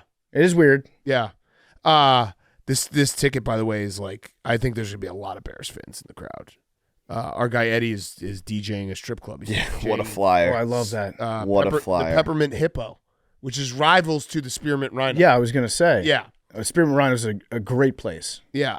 So, yeah, I don't know. This is going to be an interesting game. See if they can stack. I feel like the Raiders are bad, but they're going to break out of it, and they could break out of it against a Bears defense that is not healthy and not good. Yeah. Did you know that the Bears had the longest touchdown drive in the NFL this year? Did the Lions not beat it? No, well, not in terms of, I don't know what the yardage difference plays? was. 19, 19 plays. Yeah, it was an incredible drive. That was the man football drive. Yeah, it was pretty great. I also saw that they had Max Crosby rated as a 0% win rate in pass rush situations on Pro Football Focus from last week. I don't understand any of those numbers. I don't understand. All I can tell you is that if that's the metric that you're using to evaluate a player, you need to tweak that metric because Crosby was awesome last week. Yeah. We also are the streak continues. The NFC Offensive Player of the Week through 3 weeks has been in a Chicago Bears game. So Caleb Williams won it week 3, Jared Goff week 2, JJ McCarthy week 1. Okay. So that's kind of cool streak. We'll see if it continues. I love that. Did you know that the under is 8-2 in the Bears' last 10 road games? Yeah, we don't. I mean, our At a offense bad hasn't end of been the, good. It's a new team. Yeah, it's a new Coach. team. Yeah. We got. Let's not It's talk actually- about that under. What? Yeah, it's also well. was He a said road gross- games because Yeah. it's 1-0 Oh, this year. true. Okay, fair. My bad. The over is 1-0 on the road this year. Yeah, I do agree with Hank though. You can't base this Bears off those Bears. No, You did. Yeah. Well, no, He can't. I didn't. I he said did, but he can't. I didn't. I said the stat. We all do stuff we can't do. Stat did, Yeah, but you can't. you can't. Fact or fiction? The number is it's 8-2. Fact, asterisk. Yeah. Well, we just did the asterisks. Yeah. Factorisk. Last year they were 8-1 to the under on the road. Mm-hmm. This year they're 1-0 to the over on the road. Yep. Also, the Raiders' defense not good outside of Max Crosby. Here are my 2 biggest concerns in this game. One is Max Crosby because our offensive line is not great, or it looked okay against the Cowboys, but there's been some question marks. Braxton Jones, Darnell Wright has been banged up a little. 2, I'm a big storyline guy. Remember going into the draft, we thought the Bears were going to draft Ashton Genty. They didn't. Yeah. Ashton Genty's looked like trash. Bears don't have like a stud running back. DeAndre Swift's been okay, not great. Ashton Genty has like an all-time game against the Bears. That would also require their offensive line to be better. But that's what the issue the is. Cowboys were running for 6 yards a pop, so those are my 2 concerns. So last week playing against the Raiders, they didn't really block anybody. If you send one extra guy, they're gonna be like, I've never seen this before. Good to know. How am I supposed to stop this extra linebacker from like Bobby Wagner's 2 sacks? I don't think anybody touched him on either one of them. So Dennis Allen, if you're listening to this, please note that, mark that down. Also, sorry for White Sox Dave saying you got tits on the stream. Does he have tits? He's got a little bit of tits. I think it's the ears that make everything. The ears are the bulge problem. a little bit. Yeah. All right, so I'm excited for this game. Must win. A must win. All right, game of the week. Ravens, Chiefs. Loser leaves town? I think loser might get hungrier. Is loser? Oh, yeah, I think we should put a Super Bowl future on whoever loses this game. I think whoever loses this game is going to be a problem. What are the odds right now for the Ravens and the Chiefs in the DraftKings Sportsbook? So right now it's Chiefs plus 2.5. But what are the odds for them to win the Super Bowl? So right now the Ravens are 6-1, and the Chiefs are what? 14-1. The Ravens having the second best odds still is crazy. But if they lose this game, they will go to 10-1 or more. They should dip. Yeah. They should definitely dip. The worst part of the Ravens is clearly their defense, and especially their running defense. The Chiefs, like Andy Reid, he will have games where he's just like, I don't care much for running the football. Well, I was just saying the worst part of the Chiefs is their offense. Yeah. And they're like, the Ravens' defenses looked bad because they played the Bills and the Lions. Mm-hmm. The Chiefs' offense is nowhere near the Bills and the Lions. Xavier Worthy, though. Is he back? He's back. Okay. That should change something. A little bit, yeah. That is different. I don't know how healthy his shoulder is going to be, if that's something that's going to like keep flaring up on him all season. But yeah, the offense, when the Chiefs have a really, really fast guy out there, they become a fun offense to watch. When they don't have a guy like that, they become a very boring football team. Yeah. Like they've been super boring to watch recently. I feel like Mahomes and Pacheco are butting heads a little bit. Mm-hmm. There were a few plays last week where Pacheco was like just turning the wrong way in the backfield. Yep. Didn't know the ball was coming for him. Yep. At least one of those was a fumble that Mahomes then had to recover. So I don't know if they have an answer at running back, because I feel like Pacheco used to be more than a serviceable running back. Yeah. Right? But yeah. Things kind of change. Yeah. I don't know. I kind of want to take the Ravens in this game. But the Patrick Mahomes, like, at what point do we have to say there's maybe Patrick Mahomes isn't what he was? At what point do we have the conversation? What do we have? We're not there yet. We got to see some guys get back. I think the first step is somebody saying, like, you could make the argument that Patrick Mahomes is a pedestrian quarterback. Not necessarily making the argument, but saying you could make the argument. One could make the argument. I'm not going to make that argument. I'm not ready to have that conversation yet. I'm just asking, is there a point in time that we do have that conversation? I think mathematically eliminated from the playoffs. Okay. But also if the Ravens kick the shit out of them, yeah. Then I'll have that conversation on Sunday. All right, Ravens 40, Chiefs 17. Okay, Are we having that conversation? How many defensive touchdowns did the Ravens score? 2.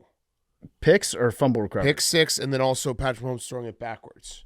Yeah, let's have the conversation. Okay, all right. So there it is. If that's the score, and those are the things that happen. Yep. Conversation will be had on Sunday night. Well, the thing about the Chiefs is there's other conversations that you would have before you got to the Patrick Mahomes conversation. Like, is it time for Andy Reid to hang it up? Yeah. Is it time for Travis Kelce to retire? Is Taylor Swift pregnant? I told you guys this story, but it was our security guards do a great job here. I walked in on Wednesday morning. Rick, our security guard, like, kind of pulled me aside and was just like, "Hey, you hear about Kels?"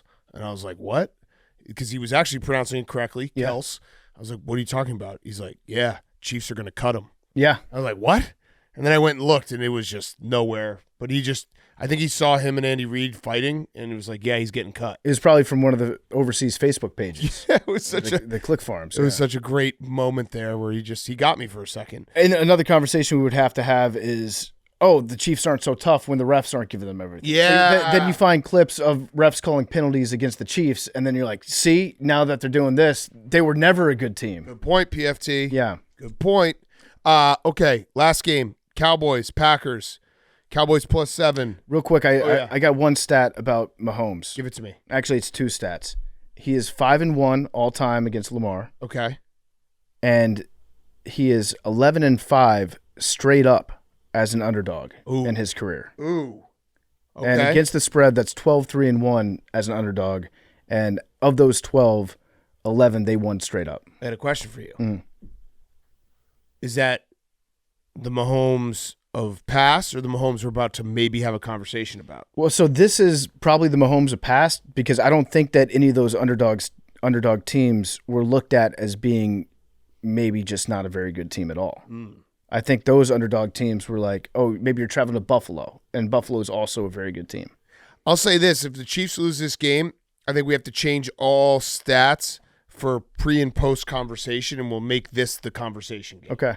Yeah, this is a conversation game about Mahomes. Yeah, this is the conversation game. Hank, you got to be loving this. I've been having this conversation since before the season started. They got smoked in the Super Bowl, and everyone just acted like they're the greatest team of all time. Well, the way that you just phrase that is a problem because you also admit to them being in the Super Bowl. Yeah. Yeah, in a weak AFC. All right, so we're not having the conversation about Mahomes yet, and the game, like, this is the game that will trigger the conversation.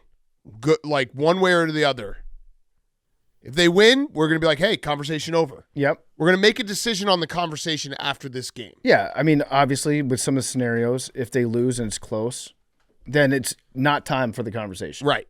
But we will have a definitive answer after this. Yeah, we will give you your answer on Sunday night. All right, so Packers at Cowboys. Cowboys +7, over under 47.5. I saw I think the Packers are going to kill the Cowboys. No CeeDee Lamb, obviously.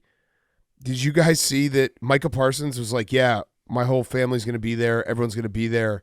He already had his suite for the year, and he couldn't get a refund. That sucks. So it's the suite that he paid for. He already paid for his suite in Cowboys Stadium for the year, and he can't get a refund. So he has a suite, so his whole family's going to be there. It's actually surprising to me that Jerry made him pay for the suite. I know. That's probably why things went sour. Yeah. So he offered it to Kenny Clark. I don't think Kenny Clark took it, but like for the rest of the season. But how funny is that? Micah Parsons just has a suite in Dallas Stadium. He's going to be on a mission. There's not going to be a thank you video that goes up for him. No. But I feel like every player on the Cowboys is going to be motivated. Yeah, can you be motivated if you suck? You can. Can you be motivated to be good if you suck? Not good. Okay. But you can be motivated to suck, but suck harder. Yeah. So give more effort while you're sucking. Is Matt Eberflus going to find motivation? I don't think that's a guy that you want to give all the effort that he has. Yeah. You don't want a lot of motivation. I feel like the less that he says and does, probably the better. Okay. Yeah, I would agree with But yeah, if you're the Packers, there's one guy that's extremely, extremely motivated. If you're the Cowboys, it's pretty much the whole team that's motivated to beat that guy. But good news for the Packers is they lost last week. Right. And so, right. Yeah, I think the Packers are going to kill them. I do too. I think it might be a load-up game for the boys. Yeah. Is that stupid? Memes and I just hammered the team total over 27.5 for the Packers. I like that because this to me feels like it might be the squarest bet that any of us make. After everything I just heard. Yeah, it's this, especially with it being Sunday night. Yes, it's 27.5 is such a good football number. It's the squarest bet that we can make to load up on the Packers because yes, Micah Parsons has been wronged by the Cowboys. That narrative is going to be really the story of the game. And the Packers also looked at as being really good. Cowboys looked at as being really bad. But I don't give a fuck. It's my square, but I don't give a fuck play. I like that. Because you can make you feel better about it. You're like, hey, I know. I'm admitting that I'm a square and I'm betting what everyone else is betting. I don't give a fuck. Yep. Sometimes squares win. Yep. It's facts. No CeeDee Lamb. Oh, but hey, I can already see it. We're going to be sitting here Sunday night having a conversation about Patrick Mahomes, and Hank's going to be pumping his fist while we just like, oh, I can't believe the Cowboys are going to win outright. Mm-hmm. You could see it right now. You can close your eyes. And then I'm going to be mad at myself because it's like I can't celebrate a Packers win because I loaded up on the Packers. And Hank's going to be smiling. Then we're going to be having total. a conversation about Patrick Mahomes. And the Colts are going to not be for real. Team total's not bad. Team total's not bad. Team total's not bad. Bears won, though. Oh, okay, so I'm a little happier. Yeah. What about the Commanders? Oh. This is like Swami's picks. Go ahead. You gonna say? Depends if Jaden plays or not. Okay, he does play. Then they squeak out a victory. Okay, is he healthy? You had a I was hoping really good chance to I do thought you were something gonna do so the funny opposite. there. God damn it. Comedic timing was missing there. Bucs, Eagles? Bucs. Okay. Outright. Oh, okay. So we're going to have a spicy show. And Jets. And Patriots. Well, Jets are Monday night. Jets are Monday. Oh. Yeah. Mm-hmm. Which is good because I don't really want to talk about that game. All right. We got our fantasy minute. I sent it to you, Max. Jerry's fantasy minute. None of us have watched it. He did a good job last week. He got a full minute. Oh, looks like we got a special guest. Oh, hey. Hey now. Oh, what is Jerry doing with his facial hair? I kind of like it. Is that for a new role? Yeah. All right. Here we go. Jerry's Fantasy Minute. All right, here we go. I got to do part of my tape video here. You ready? Time me just 1 minute. I don't have a watch. Okay. In your head. Means start the music. Okay, stop. Start the music means, hey, what's up, fantasy fuck boys? Going out to lunch with my wife. Zach, this is what you got to do with your Pilates instructor. He's going to fuck a Pilates instructor. Okay, fantasy minute. We got a Jaden Daniels problem. I'm so sorry. I told everybody to pick up Jaden Daniels. Stream Geno Smith. He's going to have a good game. Chicago defense sucks. Pick up Hunter Henry. Also, I can't believe I'm saying this. What world we living in? Pick up Kyle Pitts.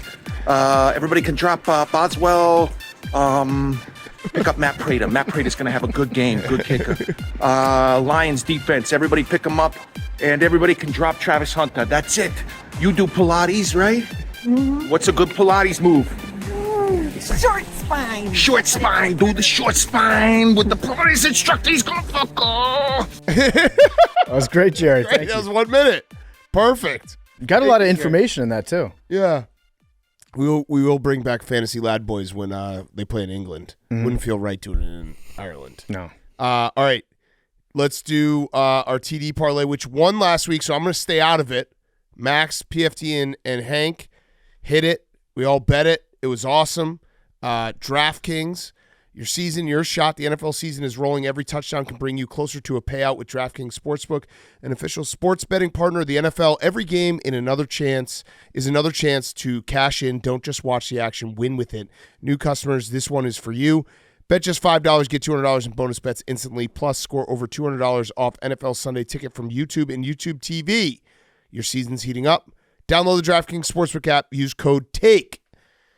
Boys, what do you got? I love my pick this week. It's Okay. Mark Andrews. Okay. Hey.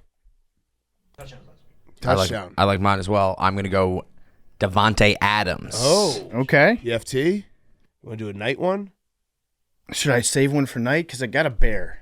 Oh. There's a bear that I like. Okay. No, just let it rip. I thought about a juicy bear. A juicy bear? It's Fat Bear Week. I thought about How big is that bear? I think Luther Burden was like plus 550. And I was like, That's a juicy but that's bear. it's too much. It's a very juicy bear. My bear's not quite as juicy. That's fine. A Dunze. Okay. Back to the well. Yeah. That's what I had last week. Oh, that's Yeah. you. Yeah. Yeah, I don't like the Raiders defense. Okay. But let me pull this up quick. Get us our picks. Plus 140. Dunze is plus 145. Yep. Okay. Andrews is plus 235. Wow. We're gonna get juicy again with this one. Adams is plus 130, giving us almost an 18-1 parlay right now. Go. Let's ride. 1787. Hell yes. All right, boys. I love it. Okay. Let's do our picks. PFT, congratulations. You've won a game. I did. So Monday night. We are doing our pick contest right now. It is me, Memes, and Zach in first place with 4 correct picks. So we're all 4 and 2. Hank and Max both have, Hank has 3 points. Max has 2 points. PFT has 1 point. Who's picking first? I believe it's Zach. All right, I would like to take in the Chargers-Giants game, the Chargers -6. Okay. Chargers -6. First pick. Go ahead, PFT. You're up. Okay. I will go with the Colts and the Rams. I'm going to take under 49.5. Under 49.5. Colts, Rams. Yep. Okay, I am going to go over in the Bears-Raiders game, 47.5. I am going to go over 48.5 in the Chiefs-Ravens game. Okay. Oh. Got him. Got him. Memes? I'm going to take the Packers -7. Okay. I'm going to take the Jags plus 3.5 against the. That was mine. And then. You jerk. Well, he took mine. I am going to take. I had another one.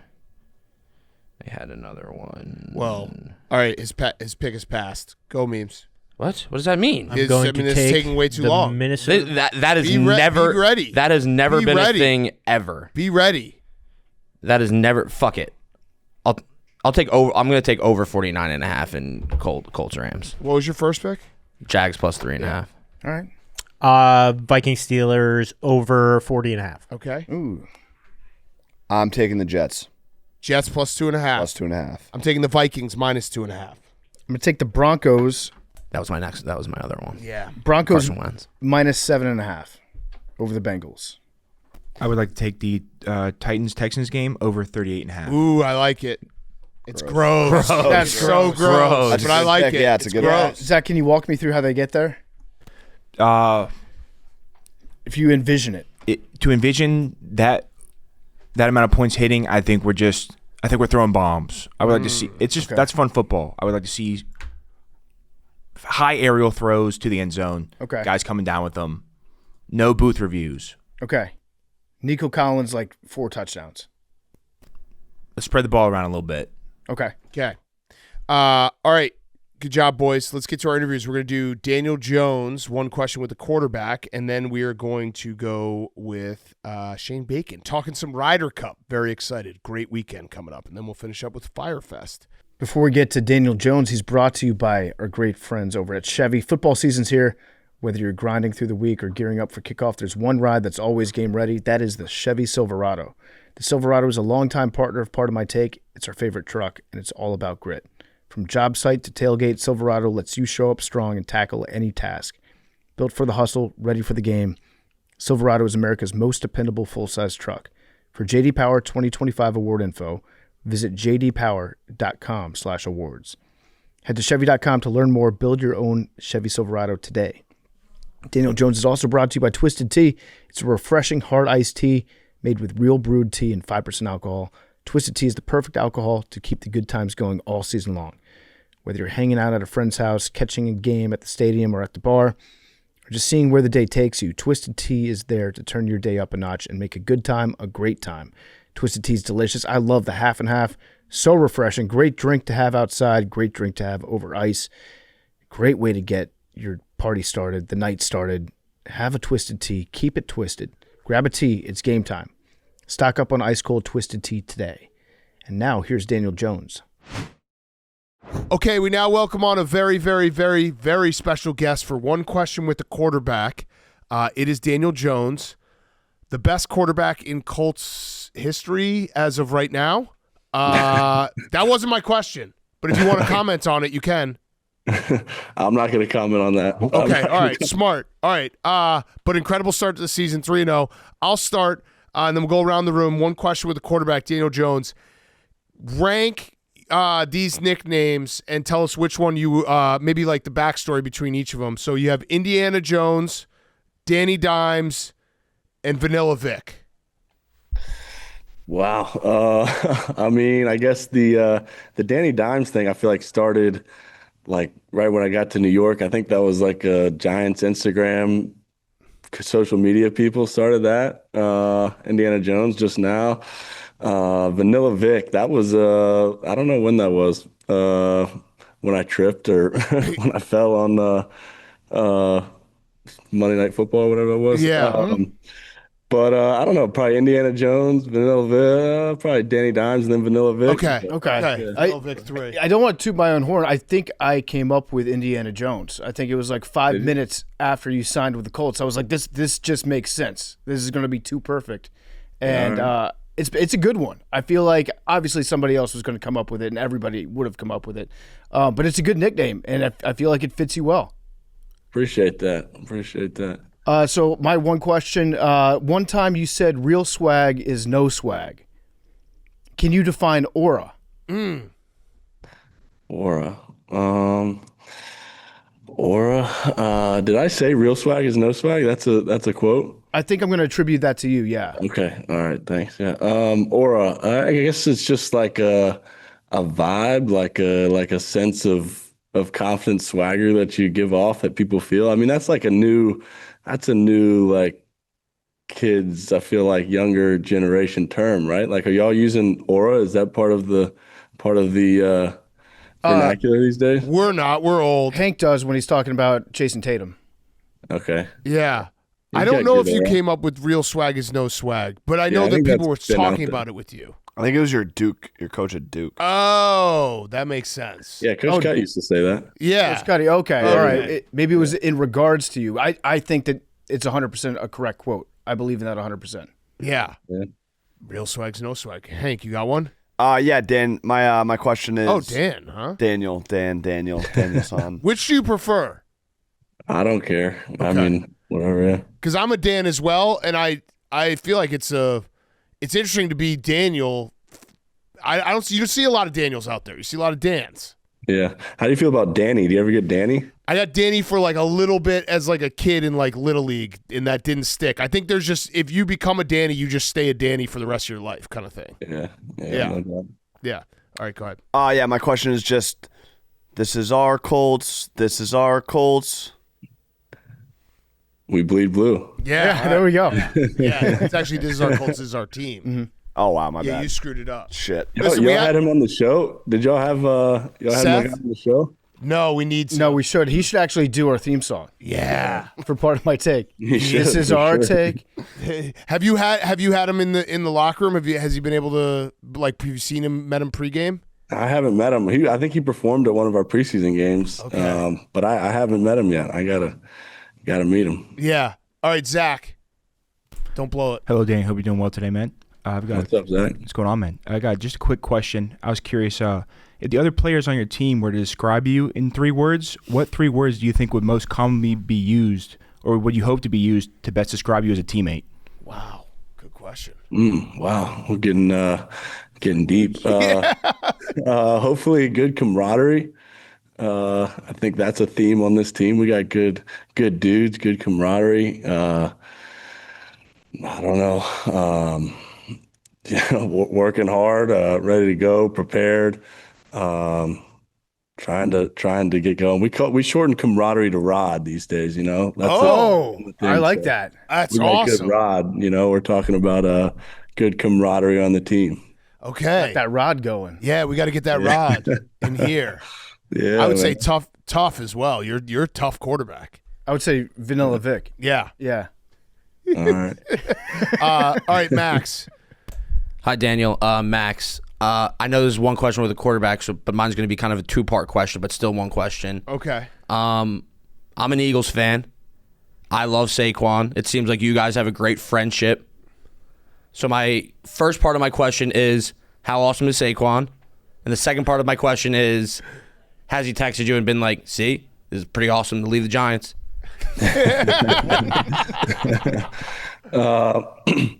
Yeah, I mean, I guess, Saquon's obviously a huge superstar and, one of the best players in the league, if not the best player, but he's just like a very normal dude. I feel like a lot of people don't realize that, expect him to be some, different than that, but he's really, just a normal guy. He's been a great friend and was a really good teammate when we were playing together. So yeah, he's everything the Eagles fans probably think he is. And we've talked, I don't know if he said that directly, but we've definitely stayed in touch here these first few weeks. Yeah. That's a good answer. Yeah. Great answer. Great answer. Yep. All right, memes. How you doing, Daniel? I guess that's a question.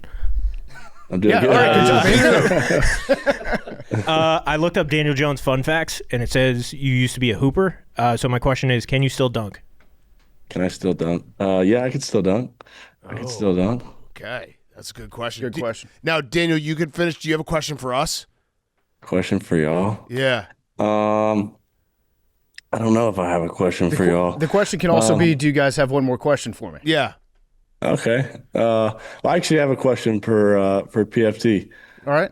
The sunglasses, is that an all the time thing? You're always rocking the shades, or what's that's just part of the aura, I guess, part of the swag. Part of the swag, yeah, exactly. rod. You nailed it. Yeah, it's Part good of for the the rod. rod here. Yeah. I've got such beautiful eyes that it would be a distraction if somebody were to look into them. So I don't want to take away any of the shine from my boys. Build that rod up, you know. Heck yeah, I love that. I love that. That's sweet. I won't ask you this question, but we did have Andrew Luck on the podcast. We had Eli Manning on the podcast. They sat on the couch and they gave us their hard count, and it was awesome to hear. If you wanted to do a hard count, that would be fine for us. Yeah. It's not a question; it's a statement. If you wanted to do a hard count, that'd be awesome. Okay. I've heard a lot about Andrew Luck's hard count. I actually saw the clip that y'all had on there, and Yeah. Quentin talks about it a lot. I think his hard count is legendary stuff. I think I saw Eli. What did Eli went through, like a dummy cadence and a Daytona or something? Yeah, he got us to jump. Yeah, y'all jumped. Yeah. What about y'all? What about y'all's hard count? Have y'all practiced? I mean, Gruden's got to be on there working on y'all's hard count, right? Yeah. Dang. Good question. Here we go. Ready? We going with the DAC. Here we go. That's pretty like good. that? Is that a hike? You threw a Yeah, I hike threw a in there? hike in there. I threw a hike in there. Wait, when do we stop saying hike? Yeah. It's like you're like 6 years It old. would you fuck say them hike all up the time. because I feel like people and maybe the hike is the dummy count. Yeah, Hike, that's true. I could throw them off. Yeah, you like that? All right, will you give us yours? What would I go? Like a hard 3K, like a hard 3. I think Eli did this, but you go like hut, and the second one's hard, and then the next one's pretty quick. So like set 180, hut. Oh, that's good. It's the last one. It's like Yeah. subtle. It's like a ghost note that pops in there. I like that. You got that. By the way, if you want to take a question with you, here's one that you could maybe throw out there when you do see Quentin Nelson later today. Ask him if Big Cat can chug a beer faster than him, because the answer is yes. And I did that at the beer games. And then I talked so much shit to him, and I kept on saying I'm faster than you, that I was like, eventually, like, I think he might just strangle me. He didn't. He's a cool dude, but I probably pushed it too far. So also maybe throw in an apology for me. All right, I'll ask him about that. I beat him a few weeks ago, so we might have to match up sometime. Yeah. All right. Winners bracket. Love it. I like that. That was a good question, Big Cat. It was like, I don't have a question, but if you want to ask Quentin Nelson a question, ask him the question, but then apologize to him for asking him that question. Yeah, right. Because it's journalism, baby. It was a moment where I was like, I think this might not be funny anymore for him, because I walked around literally just walking up to everyone being like, hey, who do you think chugs faster, me or Q? And I did that probably about 15 times, until the point that he was just like, okay, man, that's probably enough. And it was. He gets it was. Yeah, it was. Yeah, but he's the man. All right, Daniel, thank you, man. We really appreciate it. Best of luck on Sunday. We're rooting for you. Incredible start to the season. Let's keep it rolling. All right, appreciate it, guys. Thanks for having me. Daniel Jones is brought to you by Wayfair. When you think game day, you might not think Wayfair, but you should, because Wayfair is the best kept secret for incredible and affordable game day finds. They've got outdoor tailgating, coolers, grills, folding chairs, patio heaters. They've got you covered for indoor on game day with recliners, TV stands, coffee tables, entertainment centers. They've got game day cooking with serveware, barware, entertainment cookware like slow cookers. I am currently redoing my office at home. I need to get a desk on Wayfair, want to get some chairs from Wayfair as well. Wayfair makes it easy to tackle your home goals with room ideas and curated collections. There's something for every style, every home, no matter what your space is or what your budget is. Wayfair is your trusted destination for all things game day. Coolers to grills, recliners, slow cookers. Shop, save, and score today. Wayfair.com. That's Wayfair.com. Wayfair, every style, every home. Daniel Jones is also brought to you by Hey Dude. This week's episode is brought to you by Hey Dude. What better way to kick off football season than with the official shoe of tailgating? Hey Dude is the only option when you're planning your game day fit. It's easy to slip on. It's laid-back style, all-day comfort. They hooked us up with a bunch of new pairs. We're going to be wearing them all season long. On Saturday, I am putting on my Hey Dudes in the morning, taking Blake out for a walk, wearing my Hey Dudes on the couch, wearing my Hey Dudes around the house. Hey Dudes are so comfortable. They're the perfect shoe for around the house, for going on a stroll. You can even wear them to the office because they look great. Hey Dude is offering a special offer to get you ready for the season. For a limited time, go to heydude.com/barstool. Use code PMT20. Get 20% off the Hey Dude Barstool collection. That's code PMT20. Get 20% off all their favorite styles. Order yours today. Experience comfort all season long. Whether you're in the parking lot before the game or locked into Red Zone from the couch, make sure you're ready for football season with Hey Dude. And now, here's Shane Bacon. Okay, we now welcome on a very, very, very special guest. He's our good friend talking golf, Golf on CBS show. It is Shane Bacon. We're getting ready for the Ryder Cup. As people are listening to this Friday morning, the Ryder Cup has begun. Shane, let's talk big picture first. Are we going to win the Ryder Cup? We as Americans, I think Europe's going to win. But obviously, historically, I think obviously it's going to lean towards the home team. I was doing a little bit of research for you boys. The last 5 Ryder Cups, all won by the home team by an average winning score of 6.5 points. Of course, they're only 28 points up for grabs, the whole Ryder Cup. So it's been kind of blowouts over recent history with the Ryder Cup. And in terms of sporting events, I actually think it's kind of important for the Europeans to win this thing. I think putting the pressure kind of on the Americans in a couple of years in a dare manner. I mean, the Americans hadn't won a Ryder Cup on European soil since the 90s. I mean, you're talking 30 years or so since that happened. So I think actually the visiting team winning one of these things that hadn't happened since 2012 would actually be good for Ryder Cups. Oh, I disagree. It would be good for Ryder Cups if we did it. Yeah. It'd be bad if it happened to us. That's kind of what I'm setting it up, though, PFT. I kind of want it to be set up for that to kind of happen after the Euros win this one. Plus, the Euros are so stacked. They're bringing back 11 dudes from the winning team a couple of years ago in Rome. And when you kind of look historically over teams that have brought back basically 11 returning players, 1 rookie on the team, 85 Europe, they won, 89 Europe, retained the cup, 99 US won, 2012 Europe won. So when you bring back this level of players once again in Ryder Cups, historically, you go on to win the thing. So right off the bat, we had a schedule switch up at the last minute. So they're doing the opening ceremony on Wednesday. They're doing it instead of Thursday. That got moved up a little bit. Does that affect anything at all? Does that affect when they announce the pairings? Does that affect anything about what's going to happen on Friday? Or is that just strictly like a ceremony, bring everybody in, say nice things? We're now here to officially kick off the Ryder Cup. Yeah, just because of weather. Weather expected to be in and around the area on Thursday, so they can't be outside. So they just bumped it up a day.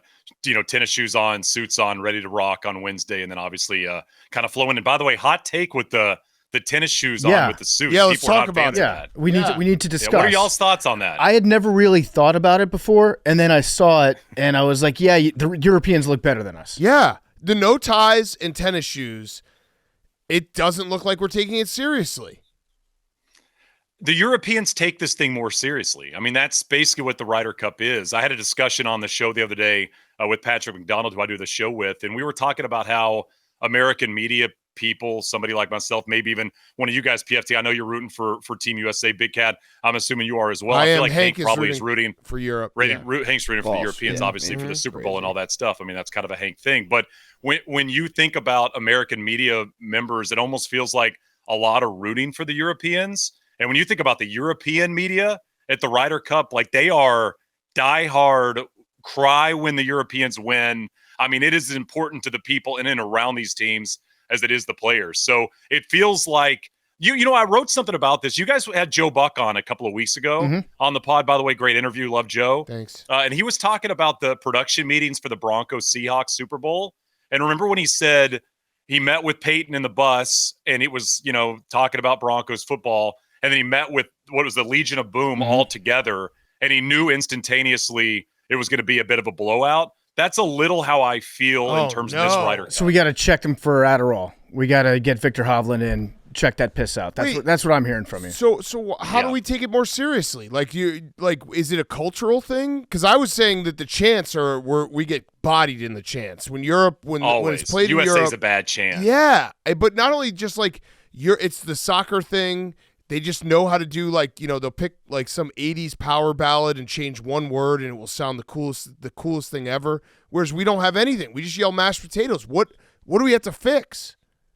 It kind of goes back to the core of these teams. And I mean, when you think about the core of the European teams, and it's just continued on. I mean, you go back to, and obviously every golf person is going to bring up Seve, who was really kind of the face of this to start back, in the 80s and 90s for the Europeans, but it's just followed suit, like the Colin Montgomerys and the Lee Westwoods, and every European kind of buying into the process of this. Even the players that maybe weren't the most clutch individual players, Luke Donald, for instance, right, the captain this year, Ian Poulter, Justin Rose, all of these players have kind of bought into the idea of team, and it always has felt like the American golfer, whether it be Tiger or Phil or David Duval, into kind of the modern player, it's very individualized. I think there was a time Jordan Spieth was very much into this thing, and I think Justin Thomas is very much into this thing, but you still have kind of the individual markers that kind of float between these events. I mean, you guys, good buddy Brooks Koepka, who has been probably the best, one or two best major champion golfer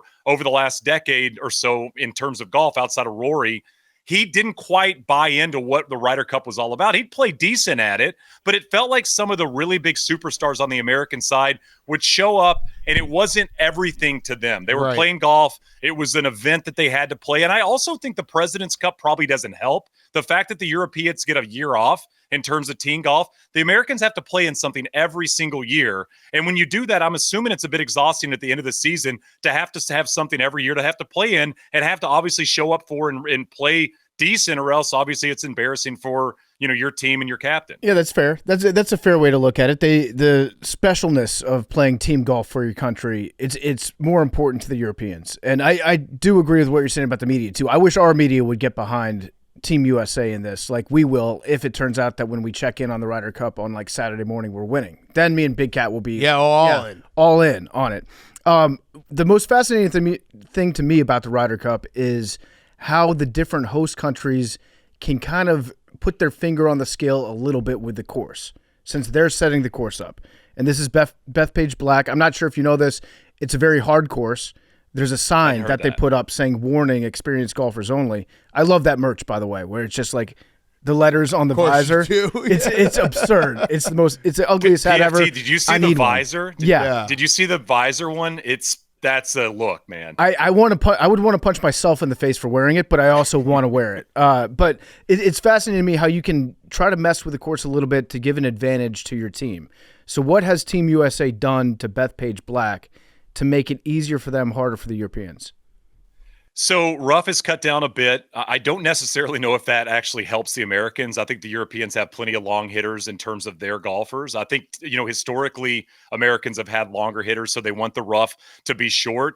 I think they've taken a little bit of the bite out of the golf course. I mean, it's not going to play to the level of a Bethpage Black that you've seen at U.S. Opens. I mean, it's not going to be this punch you in the nose kind of golf course. I also don't think the Ryder Cup wants that. I think you want to see birdies and eagles win holes, and I think pars winning holes isn't the most exciting thing.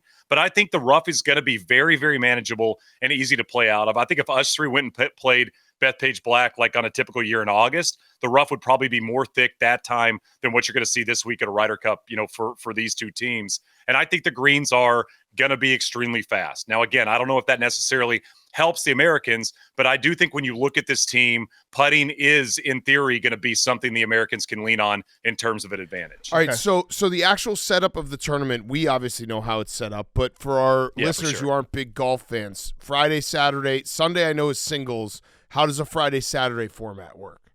Yeah, so Friday's morning foursomes, which is alternate shot, and then afternoon is 4-ball, which is best ball. So, everybody's hitting their own golf ball. Mornings, no, best ball, not scramble. So it's like you're 2 and 2, and then whichever member of your twosome scores lowest, you use that score. That's the score you use. Okay. Yeah, I watched the Ryder Cup, Big Cat, and I mean, I know you didn't play the level you wanted to play, but you were dialed on the rules, I thought you had that pretty locked in. No. I'm surprised you didn't quite understand this version of it. And then obviously it rolls into Sunday singles where everybody plays. So not everybody plays any of those formats prior to it. You're going to have dudes sitting out on both sides, both in the foursomes and the 4-ball. So one thing that's interesting to me about the foursomes, which is alternate shot, I was looking at the stats over the years, and the home team dominates the alternate shot. It's not even close. Like singles and the best ball, that's kind of like up for grabs, maybe a little bit favors the home team. But, the alternate shot is weighted heavily, like way more than any other event, towards the host country. Do you have any idea why that could be? I don't necessarily know why the home country feels more comfortable in that environment, but it does. You're spot on. I mean, if you win foursomes, you win the Ryder Cup. Basically, is how it works these days. If you can dominate alternate shot, you can win it. I mean, when you look at some of these, and I know pairings are going to be out by the time this airs, but when you look at some of the potentials on the American side, I do think there's a slight advantage for them if they lean into it. I mean, they were so good a couple of years ago in terms of the format. Early on in terms of the home country. And then obviously you can flip it with 4-ball. But I mean, I think there are some guys like I want Keegan to roll out Justin Thomas and Bryson, like to start alternate shot. I think those two guys pair well in terms of their capabilities on the golf course. Bryson obviously can lean on a lot of the big driving holes, and JT can lean on the great iron play. And I also think on the American side, you don't have a lot of personalities. You don't have a lot of kind of big personalities like you typically have in terms of a Ryder Cup team. Those are the two biggest personalities on the American team. And I think Keegan could roll those guys out, put them together, fire up the crowd, and then let some of the more quiet guys kind of play after. Is there a level that the crowd could get too nasty? I saw a little bit of that where the Europeans, but why? We should get as nasty as possible. I mean, it's golf. I think there's decorum that kind of goes along with golf. I mean, I'm with you. I think, I think getting in people's kitchen makes this event a little bit more special. I mean, I take you guys, for example, right? You guys I think you guys would consider yourselves golf fans at this point, but it's going to happen over the weekend with college football on Saturday and the NFL on Sunday. What's going to make Big Cat and PFT tune in? Yeah. It's going to be a close match, and it's going to be a bit of drama like we saw in Rome with the caddy and LaCava and Rory going at it. Maybe the fans kind of get in people's ears. That's what's going to make this event kind of catch fire outside of your traditional golf fans. And I think about you guys watching on a Sunday. Is a TV going to be on the golf if it's not close? Probably not. But if people are chirping, you guys might throw a TV on. So I mean, I think they should lean into it. Hank, well, it depends if tennis is on. Hank will go tennis first, then golf. And if it's close, I would say it will probably be on. If it's not close, I would say probably we're just going to pretend it didn't happen. Yeah, we're going to say it was a we're not exhibition match. Yeah, we're going to treat it the same way we did the Four Nations final. All right, so who on the European team is the most likely to complain about the fans? Because I want the fans to go extra hard on them. I mean, I think Tyrrell Hatton is probably the easiest answer. I think Shane Lowry is probably answer number 2. I would probably throw Rory in there. I mean, I think Rory embraces it more than most guys do in this event. I think Rory, if you polled players, he'd be one that would say, I want more chirping than less. But I could see people kind of leaning maybe on his teammate or something and then Rory getting a little offended by it. But I'd say Tyrrell's the easy 1A and Shane Lowry's probably 1B. I would like to send somebody from the Louisville Police Department up to the parking lot to make sure that just in case Rory speeds off after a round, if he's upset, pull his ass over. Yep. Like, if he doesn't break the law, that's fine. But if there's a taillight out, if he doesn't signal, I want Rory held to account for American laws. Also, I think the U.S. kind of sent a message to the fans when they showed up wearing the tennis shoes. Like, okay, no decorum this weekend. It's off. We're letting it all hang out. So, Stu Feiner, let him have it. Just get crazy. Yeah. Who on each side is the most important player? Not best, but most important player. I would say it's easy to say Scotty on the American side. I mean, I think he's probably the most important player in terms of playing 5 matches. But I think the answer I'd go outside of the best player in the world is Xander. I mean, Xander has had a very off season this year after obviously winning 2 majors last year. He's been solid in Ryder Cups and President's Cups in his career. We haven't quite seen Xander play great golf this year. And when you're, a top 3 player in the world in theory, the Americans need you to play well. And they're going to need Xander to kind of pair up with Patrick Cantlay and kind of do what they do in these Ryder Cups. So I'd say Scotty's probably the easy answer on the American side. I'd probably go Xander on that side of things.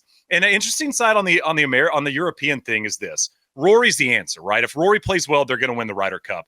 I think it's interesting to lean on what we see from Matt Fitzpatrick this week. Matt Fitzpatrick is 1-7-0 in the history of the Ryder Cup. Now, I was doing some math today for you boys. I think it's the worst percentage of anybody that's ever played more than one Ryder Cup, 12.5%. The only match he's ever won was a couple years ago alongside Rory. If he has a bad Ryder Cup, he's going to go down statistically as the worst Ryder Cup player of all time. So I think for Fitzpatrick, who has played better golf over the last 2-3 months, I think he's got a lot of weight on his back in terms of just showing up and playing solid, or else, again, you're 1-9-0 or potentially 1-9-1. I mean, that's something you're going to have to carry with you the rest of your career. All right, so off that question, why is it ever talked about that Tiger sucked in the Ryder Cup? And also, why did he suck in the Ryder Cup?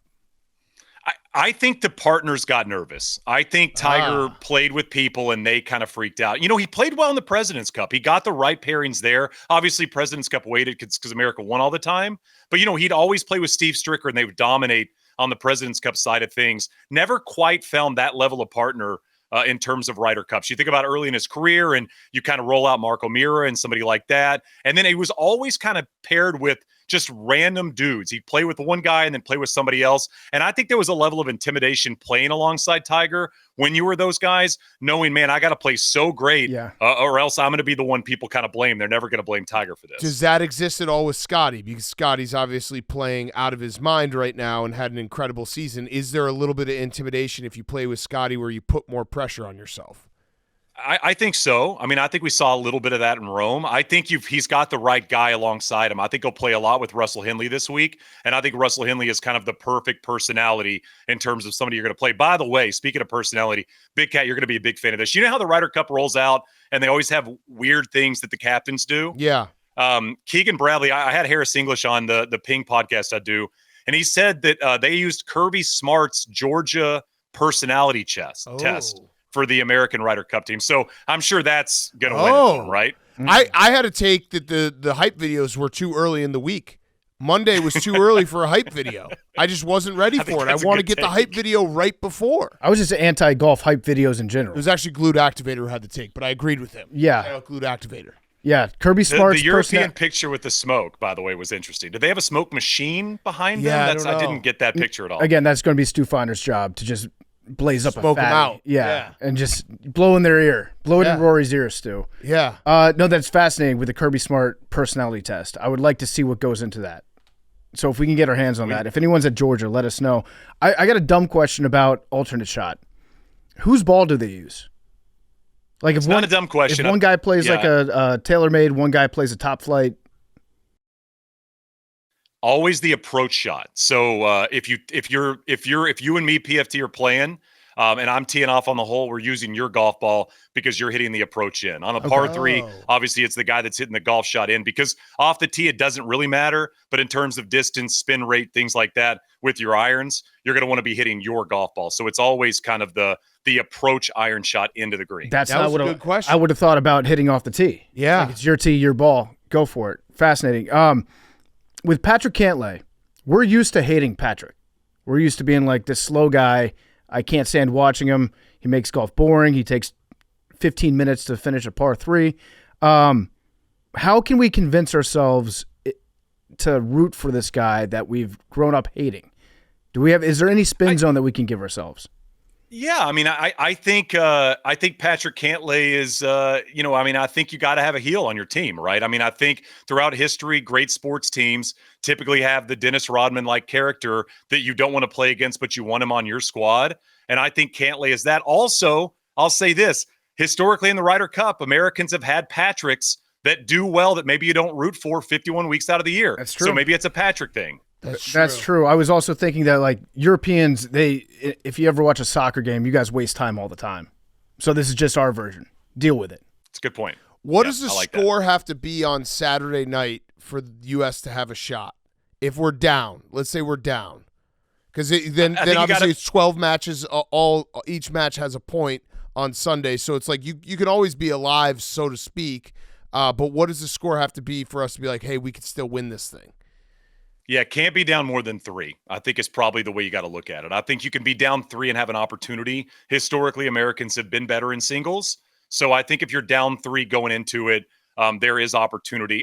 I'm really, really fearful of the Americans if they're down at all, considering the experience on the European side. I think they got to go into singles with a lead to win this thing. I think the Europeans are going to be scary, scary tough if they're leading going into Sunday, considering basically 1 through 10. Now, if I was going to rank 1 through 24 of the guys on both teams, I think Sepp Straka and Shane Lowry, with the way they're playing right now, would be my bottom 2. But you can hide those guys if you had the lead. You could put them out, 10, 11, or 9 and 10. But I think, basically 1 through 10 on the European side right now is playing excellent, excellent golf. And they would be very, very tough with with a lead. I think the Americans have to have it at least tied going into Sunday. All right, so then flip it. What is a lead the Americans have that you're like, this is cooked? We won this.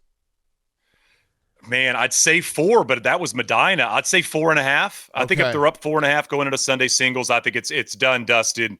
Game over. Start the champagne celebration. Okay. I know we don't know what the pairings are going to be. We don't know Keegan Bradley's style, but like how much of an impact can the captain have on the final score? Like what's the swing between a very good captain and a very bad captain?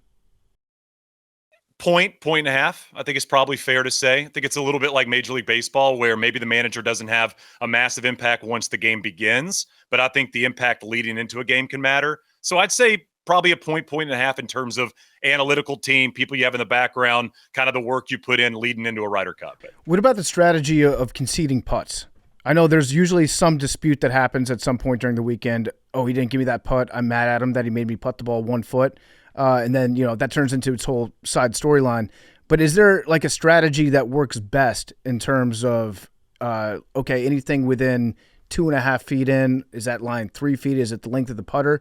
Like, do they think about this going into the matches? Like, we're not conceding anything today. Ball and hole. Yeah, a pro golfer once told me about concessions. If I wouldn't want to putt it, I'm not giving it. So maybe it could be 2 feet, but have movement, right? It could be a righty having a 2-foot putt that moves left to right and you have to play just outside the hole. Maybe that's a putt you make them hit. But if it's 3 feet straight up the hill with no movement, maybe that's a putt you give. So I don't think there's necessarily a foot per se in terms of what you give and what you don't, but maybe the difficulty of what that putt looks like for the player. If it's a lefty with a putt that's moving left to right, it's a little bit of an easier putt, so maybe you give that putt as well. Is there any strategy? Like if I were playing in the Ryder Cup, I would just give everything early and then let them give me back, and then at the end just be like, haha, gotcha.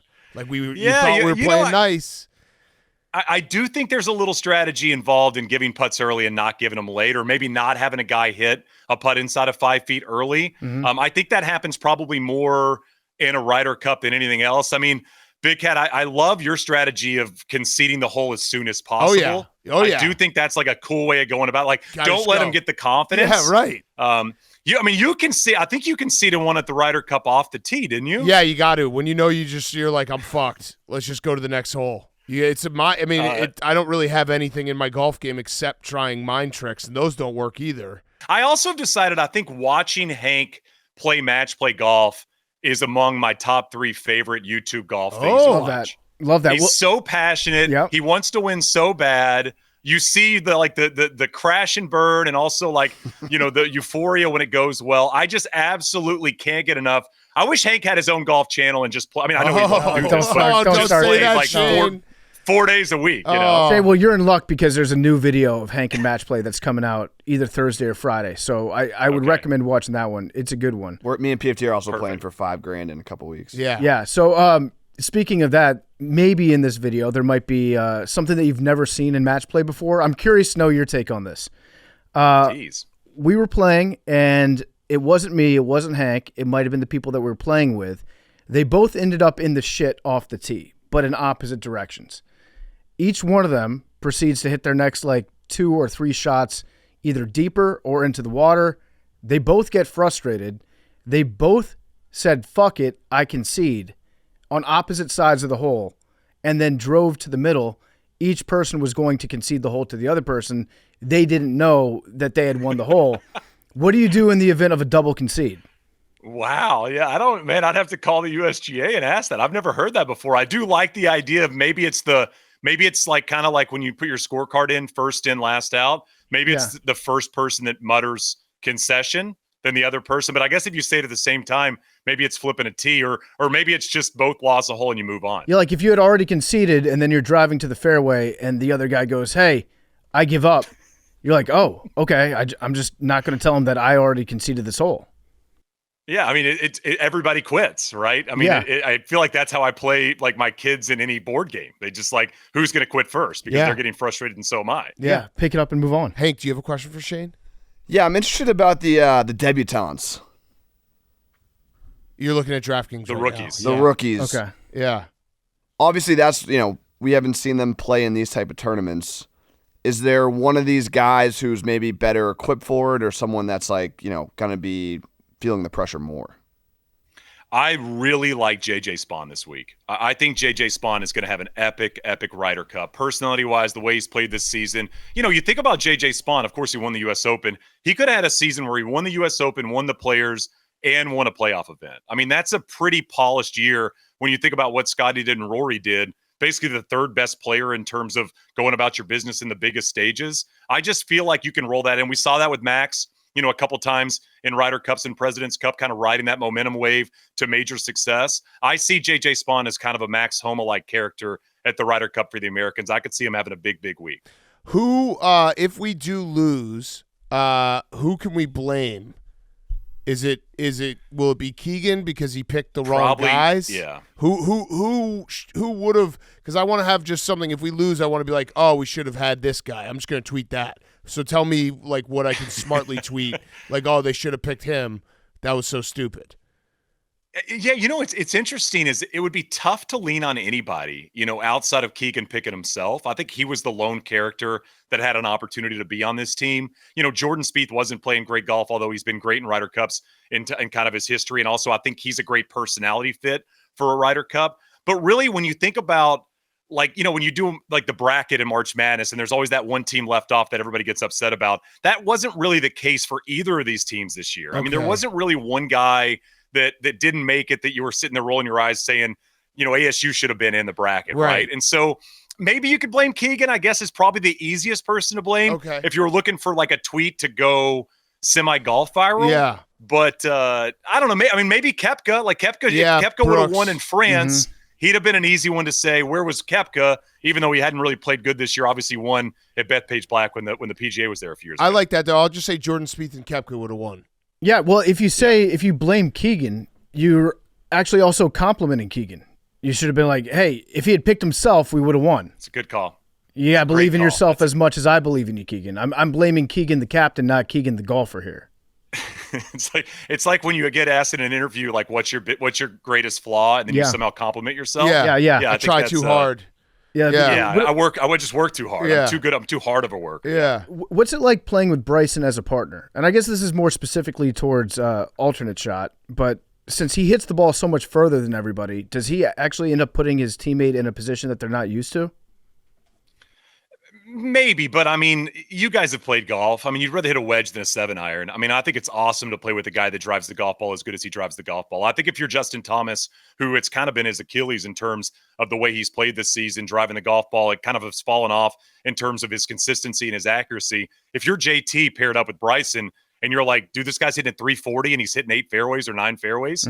Golf's much easier from that position. I think Bryson has potential to be a big star this week. Obviously he's going to get the crowd behind him, but with the way he's going to interact and the way he's going to kind of dive into this, if him and his partner win Friday morning and maybe go out and play Friday afternoon and he wins again, he's going to feed off of that. He's going to eat that up. And I think he's one of those guys you want to be paired up with as opposed to not wanting to be paired up. Now, the people that are going to be cheering for Bryson, are they going to be bots or are they going to be real people? Mix, probably. I'd say about half and half. Okay. I'd have to check the numbers, but yeah. A wild take from Brandless Chimbla. Wait, what's his name? Brandice. Chamby. Brando. Yeah, wild take from Brando, right? To be like, hey, this guy, all his views are bots. Listen, we've been as big a haters of Bryce in the past as pretty much anybody, but we can admit, the guy gets numbers.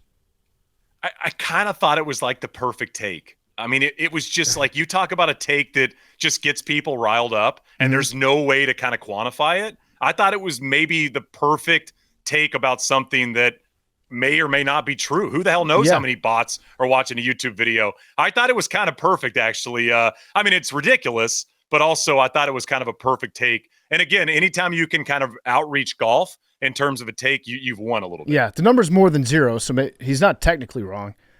Zach, do you have any questions about the Ryder Cup? I did have a question for Shane. Does that play? Yeah. Shane, I was curious if you has there been any thought to maybe a sequel to the Golfers Zoo? Oh, we've thought about nice, Zach. Thank you for the question. It's really nice. That's a children's book I wrote. Big Cat said it was too long, but his kids liked it. I skip pages, but that's fine. Yeah, that's fine. I do the same thing with my kids as well. I've thought about a touch feel one. So we've talked about that. I've talked to my publisher about one for maybe smaller children that you can like touch and squeeze little golf things on it. So thank you for the question. That's very nice of you. I'll Venmo you later. Okay. Good question, Jack. Perfect. All right. So you really think like I'm not going to bet on Europe. I refuse to bet on Europe. Mm-hmm. But if we were just completely, if we're a Canadian listening to this right now, you're saying Europe plus 170 is the bet. I think it's the bet. Jesus. I think it's I think the fact that you're getting plus money on Europe is wild. Can't do it. I would hammer Europe right now. I think it's potential for blowout on the European side. I don't like that. I don't like it. But this is a great reverse jinx. No, Hank's not going to do it. I appreciate that. Hank, no, not gonna pull the trigger. Nah, can't do it. Nah. You got to root for USA. Wow. And again, we're just going to pretend it didn't happen if we lose. Yeah, it's fine. It's not a big deal. Like golf season. Will you guys talk over. about it on Monday? Will you guys talk about it on Monday if Europe wins? 60 seconds most. Yeah, I mean, we've skipped over a lot of stuff that didn't go our way. Yeah. We're as biased as bias could be. We're going to talk about that Bills-Ravens game from Monday night a few weeks ago. That's what we'll dip into. Yeah, way better. Yeah. Way better. All right, I got one last question. Roback question, rhoback.com. Promo code TAKE. Roback.com, promo code TAKE, Q-Zips, polos, hoodies, joggers, shorts, Roback.com, promo code TAKE.